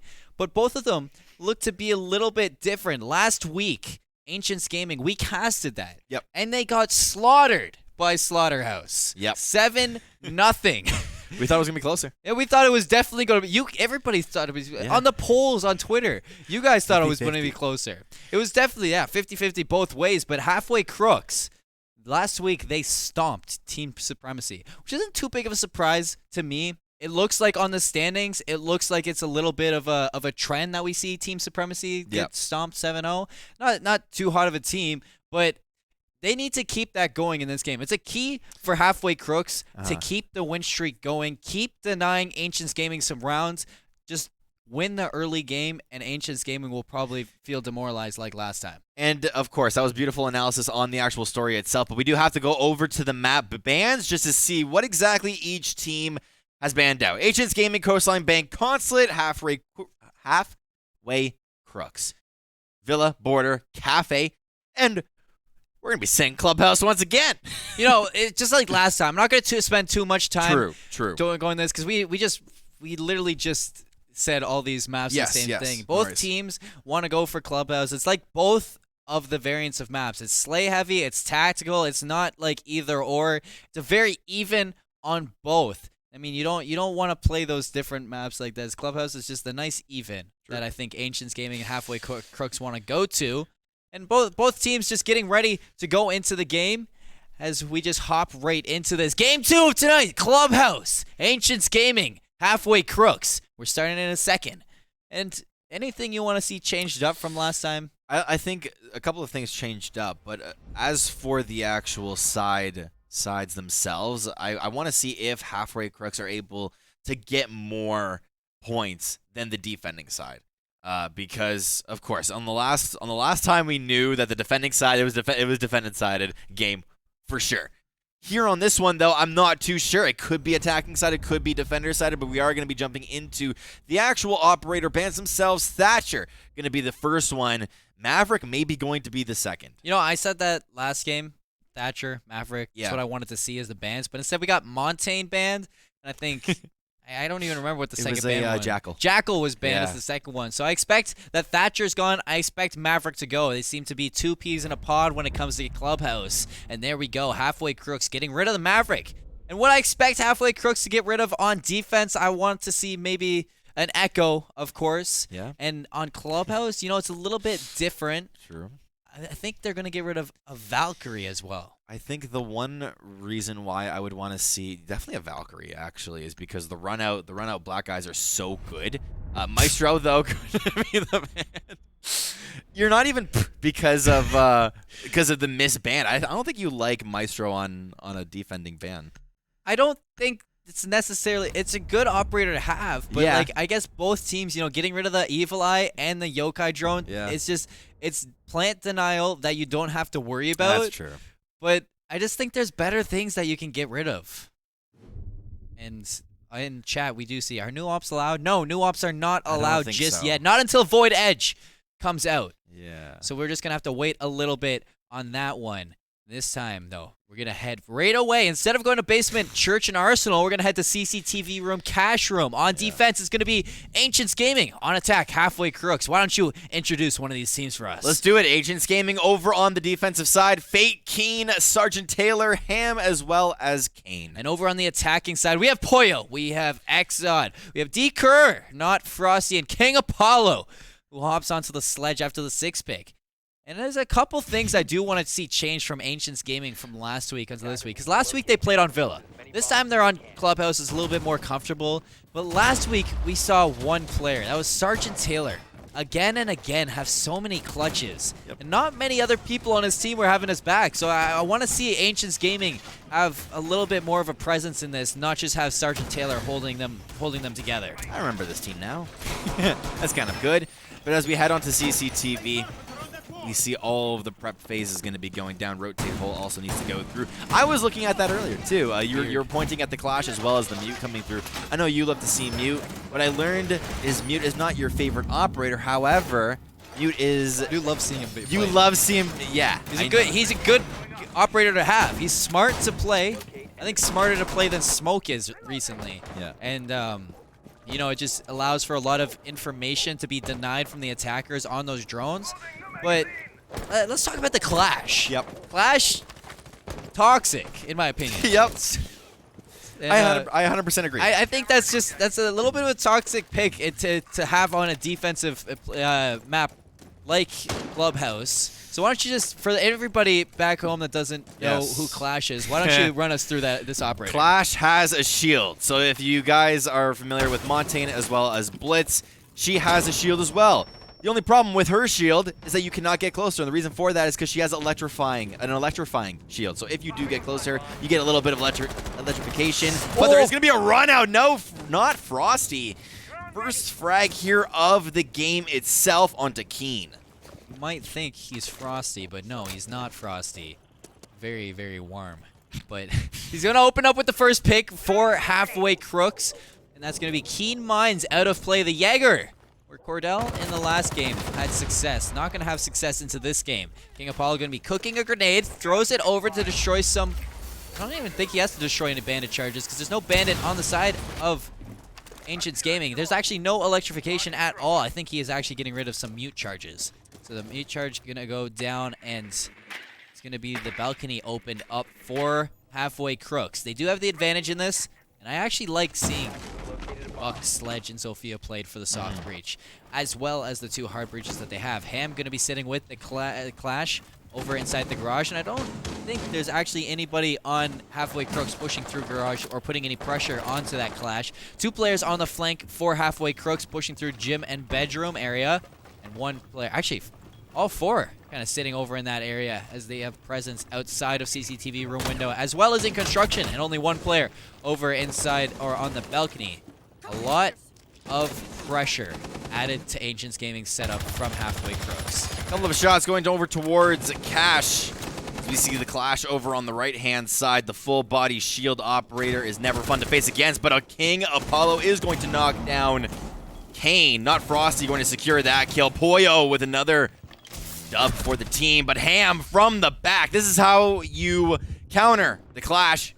Just go around her. Sergeant Taylor inside of garage. One thing I was kind of curious about is why is there 2 members inside of garage? You put the Cade into there. Oh, and that's why. What? You get the cross map snipe. Go over towards this bomb. You do see the diffuser is going to be down. There's no members inside of Cash, as there is going to be a couple of members outside of CCTV on both sides. Looking inside of this window, Cade gets eliminated, and that's going to be halfway Crooks taking round number 1. That's not what I like to see from Ancients Gaming after last week. Having Sergeant Taylor, the last player standing again in round 1. Sergeant Taylor was the only person who really showed up last week. Yep. And it really showed in the round show from as they did go down 7-0 last week. So Keen Minds going down early as well as Kane. They were the 2 first picked on Ancients Gaming, and I do want to see a little bit change from their setup because that Clash, you know, you can play Clash all you want, but it's not gonna do too much. Kali's getting picked. So is Kali allowed? Yes, I was just gonna say, while you were doing your analysis in the bottom right, we were seeing in the chat that the new ops are going to be allowed. However, it's gonna get 6-pick. Since when? Just now. Just now? I thought they were waiting till Void Edge, but you know, they don't want to give us that. They don't want to give us that information. Why are you salty? Because I don't know what either of them do. What? I do. Well, you do. You can So run I us through when we I get got them. you. I got you. I actually don't know what Kali's ability is. She has the sniper. I know that. Yeah. And the snipe. But is that all? It's whatever. We'll see when it comes. We'll You know see what? when it comes. I'm not going on my phone right now. But let's look in this round. Round 2. What is that, Mike? No, I'm playing. it's all good. We'll find Yeah, out yeah, when that true. path comes. But in the meantime, if you want to look at this defensive setup for Ancients Gaming, they're running a Mozzie this time as well as a Mute. One of my favorite duos to see in an operator, as it just goes hand in hand. You use a Mute jammer to stop the drone. You use the Mozzie to pick up the drone. Right. Easy as that. It's like 1-2. Now the attacking phase for Halfway Crooks is going on. And not too much roam presence for Ancients Gaming, but I do see a couple of them playing aggressive up top. You see that construction is being opened up, as well as a hatch on top of the roof. This is usually where Halfway Crooks like to play from, is that top-down view. See Buck opening up all of these different possibilities. Might also want to go over towards the other hatches to create a little bit more noise. Logistics, though, is opened up. There is a barricade as well on the actual logistics door itself. But they want to try and get onto this second floor. Once again, the bomb, I believe, is going to be in the basement itself. However, Buck has gone down but not out right now, as they want to try and drone out secret, maybe scout out the top floor, all of those fun things, as they want to try and pick up one of these members as well. A bomb has been located. Fun facts all around, but now, with 1 minute and 50 seconds going on, Sergeant Taylor with a really aggressive angle onto central stairs, roaming. In fact, Ham is also going to be playing around with keen minds. I think playing around with Sergeant Taylor on that second floor. First pick goes in favor of Halfway Crooks onto Kane. Exod taking him out. Not Frosty is very low on health, so he has to be careful. Fate inside of Arsenal Room is going to put some shots over into blue. Scare off that player. Not Frosty. Going to be sitting inside of Freezer. Backs on off, though. And a lot of defensive kind of passive angles from Halfway Crooks, but they do have the advantage in this game. Looking inside of, or is coming actually from Oil. It's going to be inside a blue room now. Sophia looking inside of Church. Not finding anybody just yet. That was a couple of free-firing shots going towards each of the rooms. They notice that a Valk drone, or the camera, is going to be on the top of the roof. XO just taking that one out as they just try and waste all of, not the Jaeger drones, but just trying to concuss different angles here. Keen picking up a kill as well. Now 4v4 scenario going to be going down. 37 seconds have hit on the clock. Habana looking inside of Memorial, but realize that they need to get inside of Arsenal as well. 3v3 now going to be going across. King Apollo taking that one out. A couple of pre-fire shots and almost did a little bit of damage. Sergeant Taylor is actually downed. You see the C4 coming out, is going to miss. Planting down the diffuser is going to be D-Kerr. Sergeant Taylor, once again, was downed in the process. Ham going to pick him up. But still, 3v3 going across. Health advantage definitely going over to Halfway as Ham on full HP. A couple of shots going over towards him as King Apollo now turns this. Ham, double kill for himself. IQ versus the world. Halfway Crooks now looking for the shots. Triple kill going across the quad. Halfway Crooks. The attackers clutch the round. King Apollo pulling that out from nothing. Nice 2v1 as we see this. It's kind of a trend going on with basement. The basement holds in the past 2 games. There's a lot of hero plays coming out. Right. So King Apollo going to be taking Halfway Crooks to a 2-0 lead in this game. We're going to head back to church, back to the Arsenal Room. Possibly see another 1v3. Yeah. Possibly see It's the basement, bro. Possibly see another clutch, but I don't like that. Yeah. I don't like Sergeant Taylor picking up Rook. You know, you could play Doc. Rook, wait, you're just going to have the extra health to get down but not out, possibly just downed after that. Yeah. There's certain operators that I just don't agree. I don't like to see played as Rook, in my opinion, is useless. And do you have any counter arguments to that one? I think that we agreed on that. Last Wednesday, we were casting some R6, but I think I asked you, do you think that Rook is useful whatsoever? You said no, and I agreed, and that's just kind of the gentleman's handshake. We just leave it at that. Yep, gentleman's handshake. Shake hands, go on. Leave it at that. No argument whatsoever. But you know what, Sergeant Taylor? Prove us wrong. True. That's all I have to say is just prove us wrong. Yep. And now we're going to be 30 seconds into the left in this prep phase. Halfway Crooks with a kind of steady lead.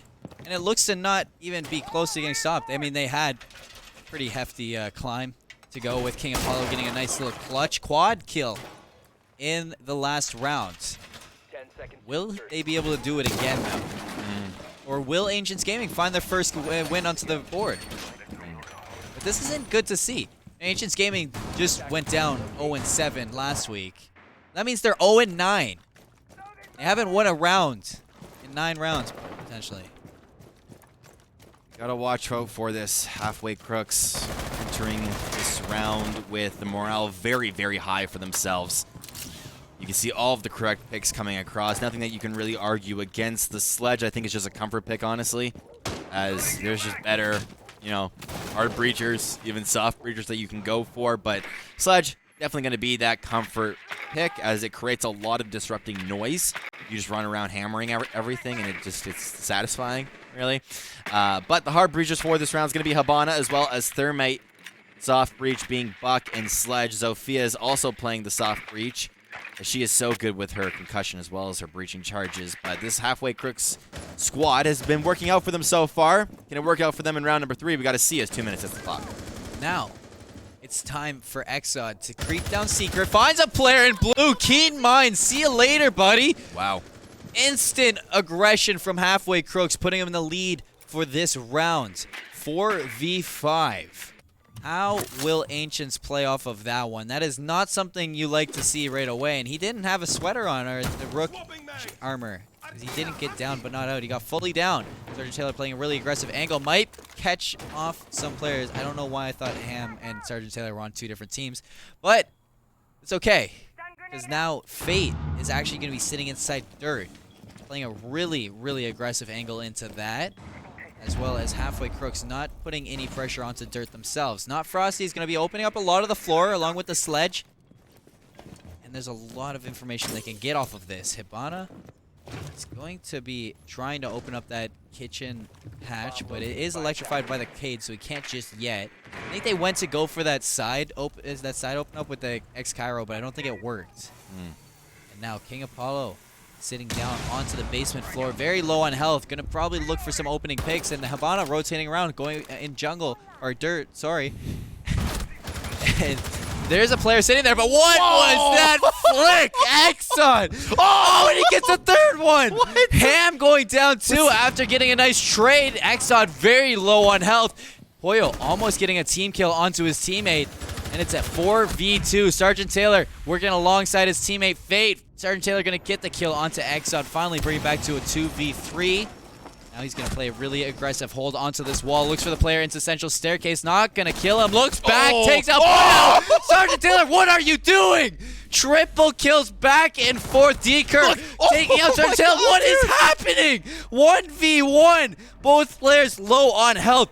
The smoke going to be playing a little bit passive on this, but Diffuser getting planted by Deker. He sees him. And he doesn't even notice. You see that? And what is that? Halfway Crooks pulling that out of nowhere. They saw the head of the Habana, and he doesn't. Maybe it blended in with something? What?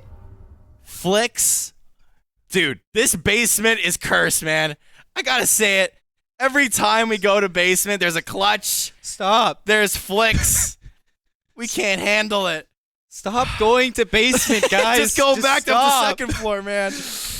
Nice. We got a triple kill from Exxon out of nowhere. He should have got those kills. And then a triple kill from Sergeant Taylor. Brought to a 1v1 with Deker. And I think it was Fate. Should have got that kill. But Deker with next to no health just pops up after the plant. And gets the kill. Secures the round win for halfway Crooks. 3-0. And if you're Ancients Gaming, that does not feel good. You're down 0-10 in the past 2 games so far. Halfway Crooks 10-0 in the past 2 games so far. And it's just, you can see the morale on both teams just taking flight right now. The only thing is that Ancients Gaming, they have the potential to do something great. They've gotten kills all across the board, and they're going back up to CCTV cash. We could still see the clutches come out. However, it's very unlikely. I don't want to say that, but, you know, it's less likely than on a basement hold, because on basement you have to get set up and then you have to execute. On a second floor, you're most of the time you're getting picks into these different areas, and then everything kind of just goes down.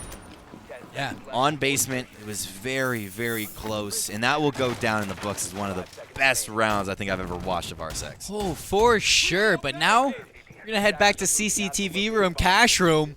How will Ancients Gaming take this one? They do send Ham back onto the Clash.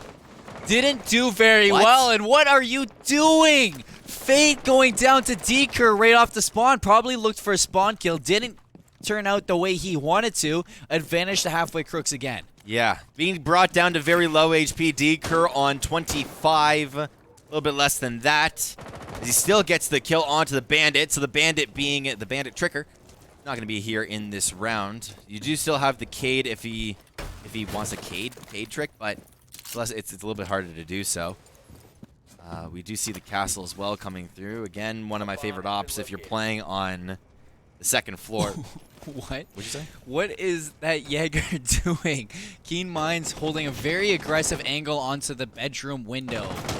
And he could possibly catch off one of these players for halfway Crooks. I think that's not Frosty. But if he gets a run out on that window, he's going to be picked up from behind by Not Frosty. Yep. Deeker in the zone to be traded out. King Apollo as well. They're going to be using their nades and their flashes to get in there, but aggressively though, I don't think Keen Minds is really ready for this. He did back off from that angle, so now he's going to sit in construction.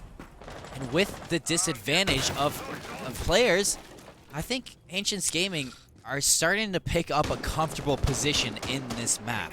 You can see the pinch coming from both sides of this map. West Balcony and East Balcony have been taken over by each of these teams. You see inside of construction, Keen Minds onto King Apollo.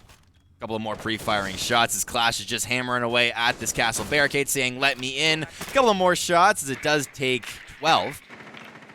But now as 1 minute hits the clock, all of these drones going to be going out. Drone econ is so important for a second hold. There's so many different angles that now Exode has to watch out for, because construction is a massive one. You're also looking straight into CCTV room. Deeker is going to make the rotation, though, from west into actual construction room itself. There is one player that is inside of here peeking the angle as well. Turns the corner and gets the triple kill for himself, looking for the quad. Does see where this enemy player is, but is going to leave the area for the time being. Exode with the headshot onto Ham. Poyo now entering this building. What? Exode with the double kill now going to be going across. More clutches in this round going to be going through. Now going through the actual window. Exode with the triple kill. Sergeant Taylor onto Poyo, but now 1v1 going to be going across. Diffuser has been picked up. Sergeant Taylor inside of garage. Doesn't have any more nitro cells. Is going to be planted the diffuser. Is going to be the Zofia. Now Cade has to be getting onto this site. Not going to be able to do it just yet. The nitro is going to go off. Prediction has been incorrect. Post-plan position now going through for Exode. Grabbed the triple kill for himself. Looking for the quad at the end of this round. Looking for the rotational hold. Can he find it? Yes, he can. The body of the player. Headshot going through. Sergeant Taylor goes down. What are you doing? That was a 2v4 in favor of Ancients Gaming. Brought back, you know, Exod is having the game of his life. And if we take a look at the leaderboard, he's 9-2 in round 5. Going into round 5, after 4 rounds, he's got 9 kills to himself. And I think he got a triple kill followed by a quad kill. That is insane. Yeah. All those kills just coming from 2 rounds is most that he's got so far. It's like, we said no more clutches, get off of basement. They go on to the tried and true, and they still pull out the clutch. Quad kill coming through for Exode is so good. But now once again we see here 4-0. The big old goose egg for Ancients Gaming. Halfway Crooks are looking to take this whole entire game away. And we have to go back to the original storyline that we were talking about. Halfway Crooks, we were saying... Let me read this right here for you. Yeah, just crumple the paper so that it's all scripted. I have it written down right here on a point. It says, Halfway Crooks have to look to gain the lead early to drop Ancients deeper into the slump from last week. Not only that. Look at the score right now. Yeah, I agree. Definitely agree. As well, we were talking about how this is a defender-sided map, depending on the teams. Yeah. I wanted to see the attacking team come up, and we're seeing that here. And it just proves that it's not a defender-heavy map. Yeah. It's just however good you are at playing this map, Halfway Crooks showing that they're just nuts at this. And honestly, Ancients, just stop looking at Exxon. Just stop peeking him. Stop it. Just, yeah, forehead. All right. Yeah, just stop looking at Exxon forehead. Yeah, but exactly. On the side of Halfway Crooks, there's just you have to be feeling excellent. You have to be feeling like this is your match to take. You're up 4-0. You already secured a possible 4-2 half if Ancients decide to come back. You already secured the lead going into the round switches. How big can you make that lead now? Exod going to be breaking the barricades onto that CCTV room, but he's just going to be playing the passive angle. So now that's open. There's potential roam presence from Ancients Gaming to peak them. Going into the half, being 6-0 would be awesome as well. 5-1 would be really cool too. Ancients Gaming looking to take both of these rounds as they've been setting up here. Goyo, Cade, Smoke. That's mute. My bad. As well as Jaeger and Hassel. Very basic comp coming through here for Ancients Gaming. Simple stuff. They're looking to stall out these rounds with a little bit of utility. As well, we see Exode looking inside a bedroom now. We do have a couple of players actually holding this one as well. But they're looking to get inside of the building itself. And maybe Jim is the answer to that. Yeah, so Zofia burns one of her impact grenades to take out the castle barricade inside Jim. Going to be working to get rid of those electro claws. So here we go. The second impact grenade going to take out that electric claw. We're going to see them open that up. Ham opening up with actually not just a kill onto Deker, but a down onto Not Frosty. Exod rushing in there as fast as he can to pick up his down teammate. The Buck going to be received back up. Sledge going down low, but King Apollo going to be taking out Kane 4v4. And they're both even on player advantage. But look at the health for Halfway Crooks. They're not looking too good for the health, but this is a peak from King Apollo that I thought he would be able to see that player, but not in fact. Fake gonna pick up Not Frosty, down that player. Keen Minds finding a second one onto Poyo. Exod has to be careful, but so does Ancients. You can't give him too much, because if you give him an inch, he'll take a mile. As now Exod gonna find another way to peek into here. Two players sitting inside Cash Room, 2v4. We've seen this before. It's not over. I was about to say it's not over until we see it a 1v4. But at the same time, I've seen crazier things. Me too. King Apollo, 1v4, 22 seconds left. Diffuser not in hand. And this is such a good position from Ancients Gaming. I can't see them losing this at all. He's going to peek in, and there we go. Securing the round as Ancients Gaming. First round on the board, 1-4 now. Very simple round coming through from Ancients as all of their defense was on point there in that round. The initial 4 picks were so good, and then the one more rotation coming through at the end. Just hold all of the corridors that you need to. Looking at the scoreboard now, 7, 5, 5, 0, and 2 respectively are the kills going from top to bottom. Sergeant Taylor being on top has been that player that we've seen most of the time on the kill feed itself. On the other side, though, Halfway Crooks, they have clear advantages for each of these players. Exode has been the main player, King Apollo coming in second. And it's just like last time when we saw Zenith. You look at their kills, they're pretty they're holding their weight all the way top to bottom. And you see the same thing on Halfway Crooks. I mean, yeah, Exod, he's got 9 kills. He had 2 nutty rounds back to back to keep them up in the lead. But now it's time for some other players to start showing their cards, because you can't count on Exod every round, which is good. You start to see that. Yeah. Players on Halfway Crooks are not staying silent. So it's not just a one-man army on Halfway Crooks, and I like to see that.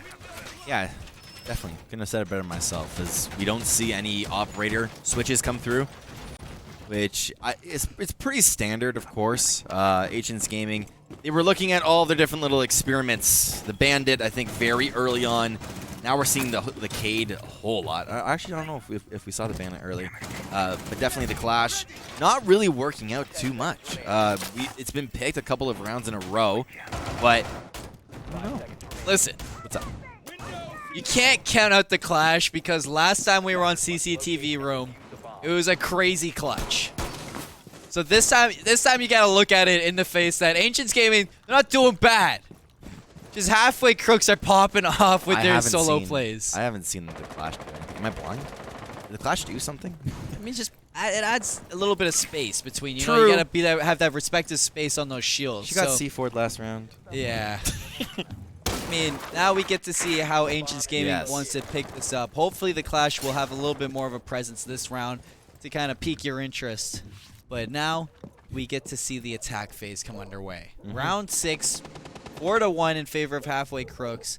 How will Ancients Gaming try to pull this back to a 2-4 half before? Or will we see a 5-1 half? Maybe. It's all going to happen in this round shortly. The barricade is a little bit damaged from the defender's side, so this is King Apollo having a little bit of peak advantage on the attack. He's going to ping it off as well. Kane with the aggressive angle inside construction could be the one to take out King Apollo, but this could be a dangerous place to be if your Keen Mind's rotating around. He is going to duck down. Sledge going to use his hammer to open up CCTV room. He is going to be just making sure nobody peeks him on construction. Wouldn't expect him to use a Sledge onto the construction window because it just renders you able to get killed by anybody sitting on the rotations. Clash going to play really aggressive to CCTV room window as the balcony isn't open just yet. Feels pretty safe. Here we go. King Apollo cooks a nade, takes out anything holding down the balcony, but Ham has to be worried about behind you now as they're going to open it up with the hard breach.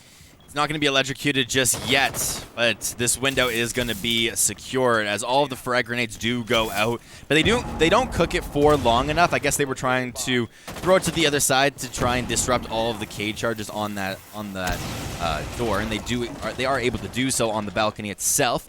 But now looking at the time, 1 minute until this all goes down, and no picks have gone down just yet. Looking inside of Cash, there is one player inside of construction itself that does take out big pick. This player. Exode was the main MVP of Halfway Crooks, and he's going to be taken out very early on here in the round. Going to be dropping down the hatch. Jaeger just down into stage, just going to try and escape his scenario and maybe roam around, see if he can find any picks from below. Well, Clash just trying to stall out this round. This is actually, now is where Clash really starts to come up huge. We're seeing it here in this round. You gave the counterpoint to that, so definitely you get the W here, Colin. But inside of this room, going back to the action, Poyo, you see him looking inside of garage. There is one player in here, but Halfway Crooks are just waiting for the picks. Poyo with the double, but does get traded out very late in the round. Sergeant Taylor, Keen Minds with 2 kills for themselves. Keen Minds now with the double kill. Now King Apollo rushes the site. It's going down. Ancients Gaming, they end up winning the round. Round number 6 goes into their favor. I love how the Clash played that round, playing so aggressive on the CCTV window, not allowing Halfway Crooks to just walk all over them.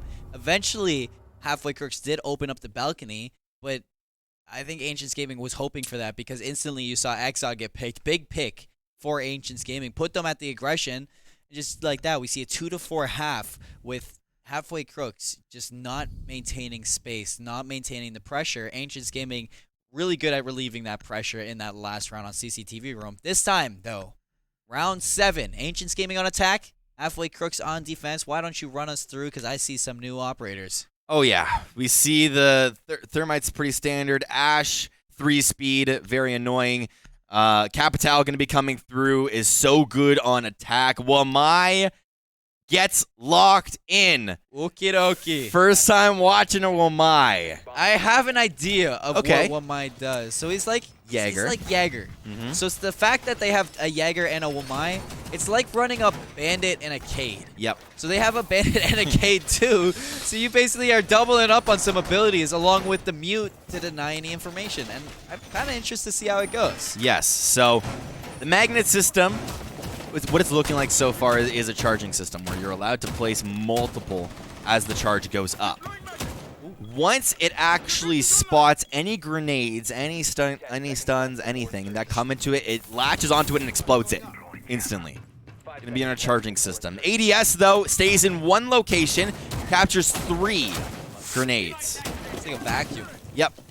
Wamai as well is that type of operator to kind of do the exact same thing, but right now, me and our producer Yeti, we have no idea if Womai is good. We've been hearing that he's amazing, could be really good, but also could be bad. He's also got the AUG in hand, and that's a really good assault rifle to have, or if you're halfway Crooks on that attack, or on that defense, because the AUG, it's just, I find that even with certain characters, it's not played enough, and it does have maybe a slower rate of fire, but it does a lot of damage to it. So you like to see the AUG get played along that. You know, Jaeger will have a little bit more of the advantage to play, because I do think Jaeger's assault rifle is a little bit more powerful than the AUG, and you're a 3-speed. I don't know if Womai is a 3-speed, maybe I think it's 2. Maybe a 2-speed. So yeah, Jaeger better for roaming, but still Womai's gonna be really good for anchoring, and just having them both double up. You can see it go. You'll probably see it maybe do wonders that you weren't ready for. But on attack, it's gonna be Ancients Gaming running an Ash. I like to see Ash get played alongside a Buck, Hibana, Capitao. Capitao going to probably be working alongside the Hibana. Kane going to be opening up with a pick onto Exod. Big pick, in fact. Keen is going to be down but not out, and traded out through the wall by King Apollo. What a shot from him on the Jaeger. Traded up 4-on-4. Now we're going to hop on board with the Womai, not Frosty, as he's sitting inside Eastern Staircase, just above the metal staircase. Oyo is going to be helping him out. Not a lot of action going on, as both teams just backing on off. But this could be dangerous with the Buck below them. He is a very dangerous operator to have from the bottom up because of his skeleton key. Can open up a lot of the floor, and then your render just open to that. But it works both ways. If Buck wants to open the floor, he has to be aware of more angles. Capitao coming through here is going to be entering in through Garage, and what it offers is a little bit of fire on top of the ledge here. Actually going to be able to shoot the opponent, and gets the headshot as well. Did not expect that whatsoever, being taken down to basically 5 HP. Fire does go off. We see the Hibana now gets the go-ahead. The cross-map headshot onto D-Kerr. Now gets initiated. We're looking for the Capitao smoke in order for the go-ahead to get onto the point itself, but Thermite says, I don't care. I'm getting on to the point. I'm playing down. The diffuser is going to be going down. We do see the Poyo, or at least whatever Operator Poyo, so he's going to be playing the mute. Nitro Cell going across. Not Frosty as well. Finishes off Kane. Now it's Ham versus the world. Could be the crouch. Nope, it's not going to be it. Not Frosty with the Womai coming out first. Definitely proves very useful. The positioning that the mute and the Womai had in that round were just hands down in their favor. Especially, I heard the C4 get pulled. You know, I heard it get prepped, and as soon as I saw the toss come out, free kill onto Fate, brings it into 2v2. They both had the advantage in their angles, and I just think Ancients Gaming, they were really good in their execution. I just halfway Crooks on their defensive stance, just better positioning. So you really saw it come out of play. 5-2, but you know, I've seen this before on the other side. This is where Ancients Gaming now has to pull back and bring it back, just like we saw last time on Amnesty.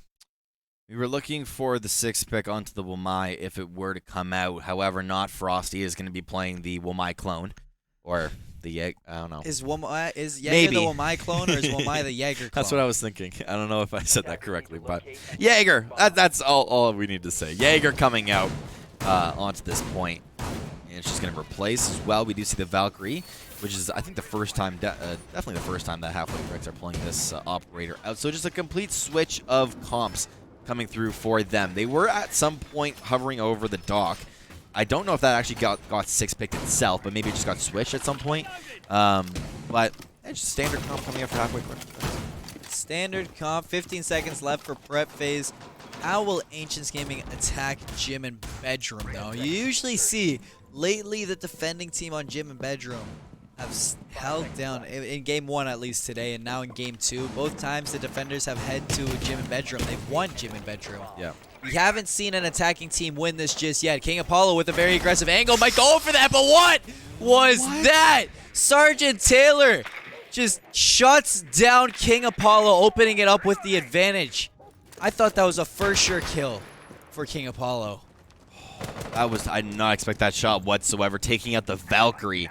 So the drones are still going to be in use themselves if she has planted them down, but she's going to be playing on the side of the drones. Valkyrie becomes her drones when she dies, but But now, 5v4 scenario going down. Once again, Jim Bredrum is going to be the attacking side. Habana is going to be scouting out that other side of the building. But halfway Crooks now, they got to watch out because a 4v5 scenario is never, never fun for them.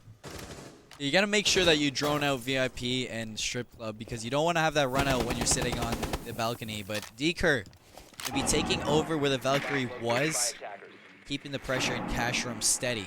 Sergeant Taylor and Fate will be working alongside each other with Keen Minds and Ham to try to open up this western balcony. And it looks like the Thermite is going to be uncontested, so we're going to get the balcony open. And he actually takes a little bit to get over that. That could have been dangerous if somebody on Halfway Crooks was watching that. But now it is time for Ancients Gaming to hold their angles. Kane is going to shoot through the soft breach, thinking that there's somebody there, but the player is a little bit more passive than you think. Actually, no, a little bit more aggressive than I think. Now Frosty going to be taking out Keen Minds, or Kane. Keen Minds going to be retrading, but not ready for the second one. That is D-Kerr. But is D-Kerr ready for this other player? I don't think he is noticing that. And now we see both teams slow down right away. Exod, probably the most aggressive that we see just yet, and he is playing next to the bed inside bedroom. I actually am curious to see how Ancients Gaming will take this because they need to clear that roamer. I mean, they could push through the washrooms, but Poyo is in a really good position to then flank them over in washrooms. So really good hold right now from Halfway Crooks. They have a good spread across the battlefield. Mute now going to be playing inside of logistics. He could come up huge as the roaming presence on this team. A little bit of shots going over towards Sergeant. Sergeant gets taken down to 75 HP. Now they want to go on the attack itself, looking for any sort of picks that they can find. Sergeant Taylor being taken down very low. Now a trade of kills going down 2v2. Now here in round number 8, as a little bit of electrification going down. Castle actually being brought down to half HP. Gotta watch out for this now with 15 seconds. Ham does take out Deker. 1v2, Poyo, we've seen him in this position before. They know exactly where he is. That's going to be the ankle of Fate. But now that's going to be it. Halfway Crooks, they take that final round by just stalling it out. That was a steal. That was a steal of a round. He had the diffuser. I thought he was going to get the diffuser planted. But instead of the diffuser getting planted, he spots the foot, gets him down in time, drops the diffuser, and then we have to see how this works out, but you got something to talk about. Valkyrie camera. Producers just told me that there was a Valkyrie camera in the corner of the room, and that is why you don't immediately scout out the room when you have control of a camera and you just call it out. It's because you can call out that there's two members entering the room. Once the diffuser is going down, then you start scouting them out like crazy because they get nervous, right? The person who's diffusing the actual bomb itself, putting down the diffuser, gets freaked out. Hey, I'm seen by a camera somewhere, and the enemy is going to kill me. And that is what happened. Even though he thought he was in a correct position, he wasn't. His foot was showing. Yeah, and actually, I don't think the player on Halfway Crooks saw the foot right away. No, I don't think so. I think it took a little bit for him to find that, but he eventually did find it, take it out, and then they won with they took him to time. You know, it was a 1v1, but it didn't need to be a 1v1 because the time limit was over. But we're on match point in game 2. Halfway Crooks, Ancients Gaming. It's a little bit more one-sided than I thought it was going to be, but you know, Ancients Gaming, they still got time to pull it back. I've seen crazier comebacks. Last game, literally. Literally. Where it was 5-2, and we said that storyline. It could happen, right? And it did. It did. So they weren't able to grab the W, but they had 5 rounds to the 2, though. This time it's 6-2. Is that a little bit too much to ask for this attacking team? We'll have to see how Ancients Gaming take this, but it's all on the backs of this player right here, Sergeant Taylor, having quite the rounds indeed. But also, you gotta see a couple other players. I know Keen Minds was having a really good defensive stance. Came down to a lot of 1v1s in the early half of this game. Not in favor of Ancients Gaming. You know, a couple things go in the favor of Ancients Gaming. This could be a very, very different scoreline. They're trying to find where the bomb itself is, as all of the drones in the pre-phase are going to be collected. currently. Other than that, they still got to find out where exactly the bombs are. As you saw the Capitao drone go up onto the second floor just to scout that one out. As well, a bunch of first floor drones coming out. They realize that there's a little bit of cheekiness going down onto the basement itself. We've seen multiple times that there was clutches to go down here in the basement. We see multiple members going into dirt. Maybe the thermite to start this one off. There is actually one player on Halfway Crooks holding the dirt path. Not inside of Arsenal, but actually on the path itself. Looking for that. Poyo also looking towards Central Stairs, as all of these members of Ancient Gaming set up for a potential push into dirt.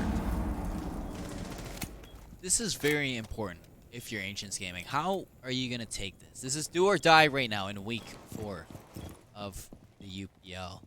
Now, it's going to be up to this player halfway on the Halfway Crooks. How will is it?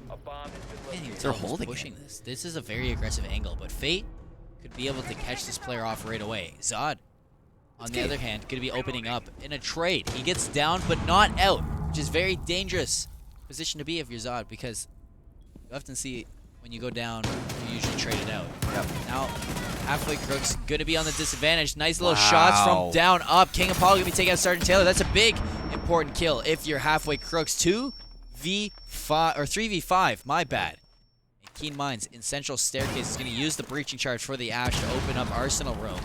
And that's cue for the player inside Arsenal Room to maybe be a little bit aggressive. The Legion. I don't think Ash is going to be ready for this. In fact, the Legion is going to have backup and have that player inside Arsenal Room drop some shots down. Keen Mind just on about 10 health gets away with their life. Fate on the top. Oh, he's going to spot the feet of Zod and take him out. Now 2v4, 20 seconds left. They have to get down. They have to get down fast, but that player is still sitting inside dirt, and they do not know. Fate drops down. There's one goes down, and this is an excellent hold from Halfway Crooks. This could be it. 1v3, 6 seconds left. I'm calling it game. Yep. I think that's it.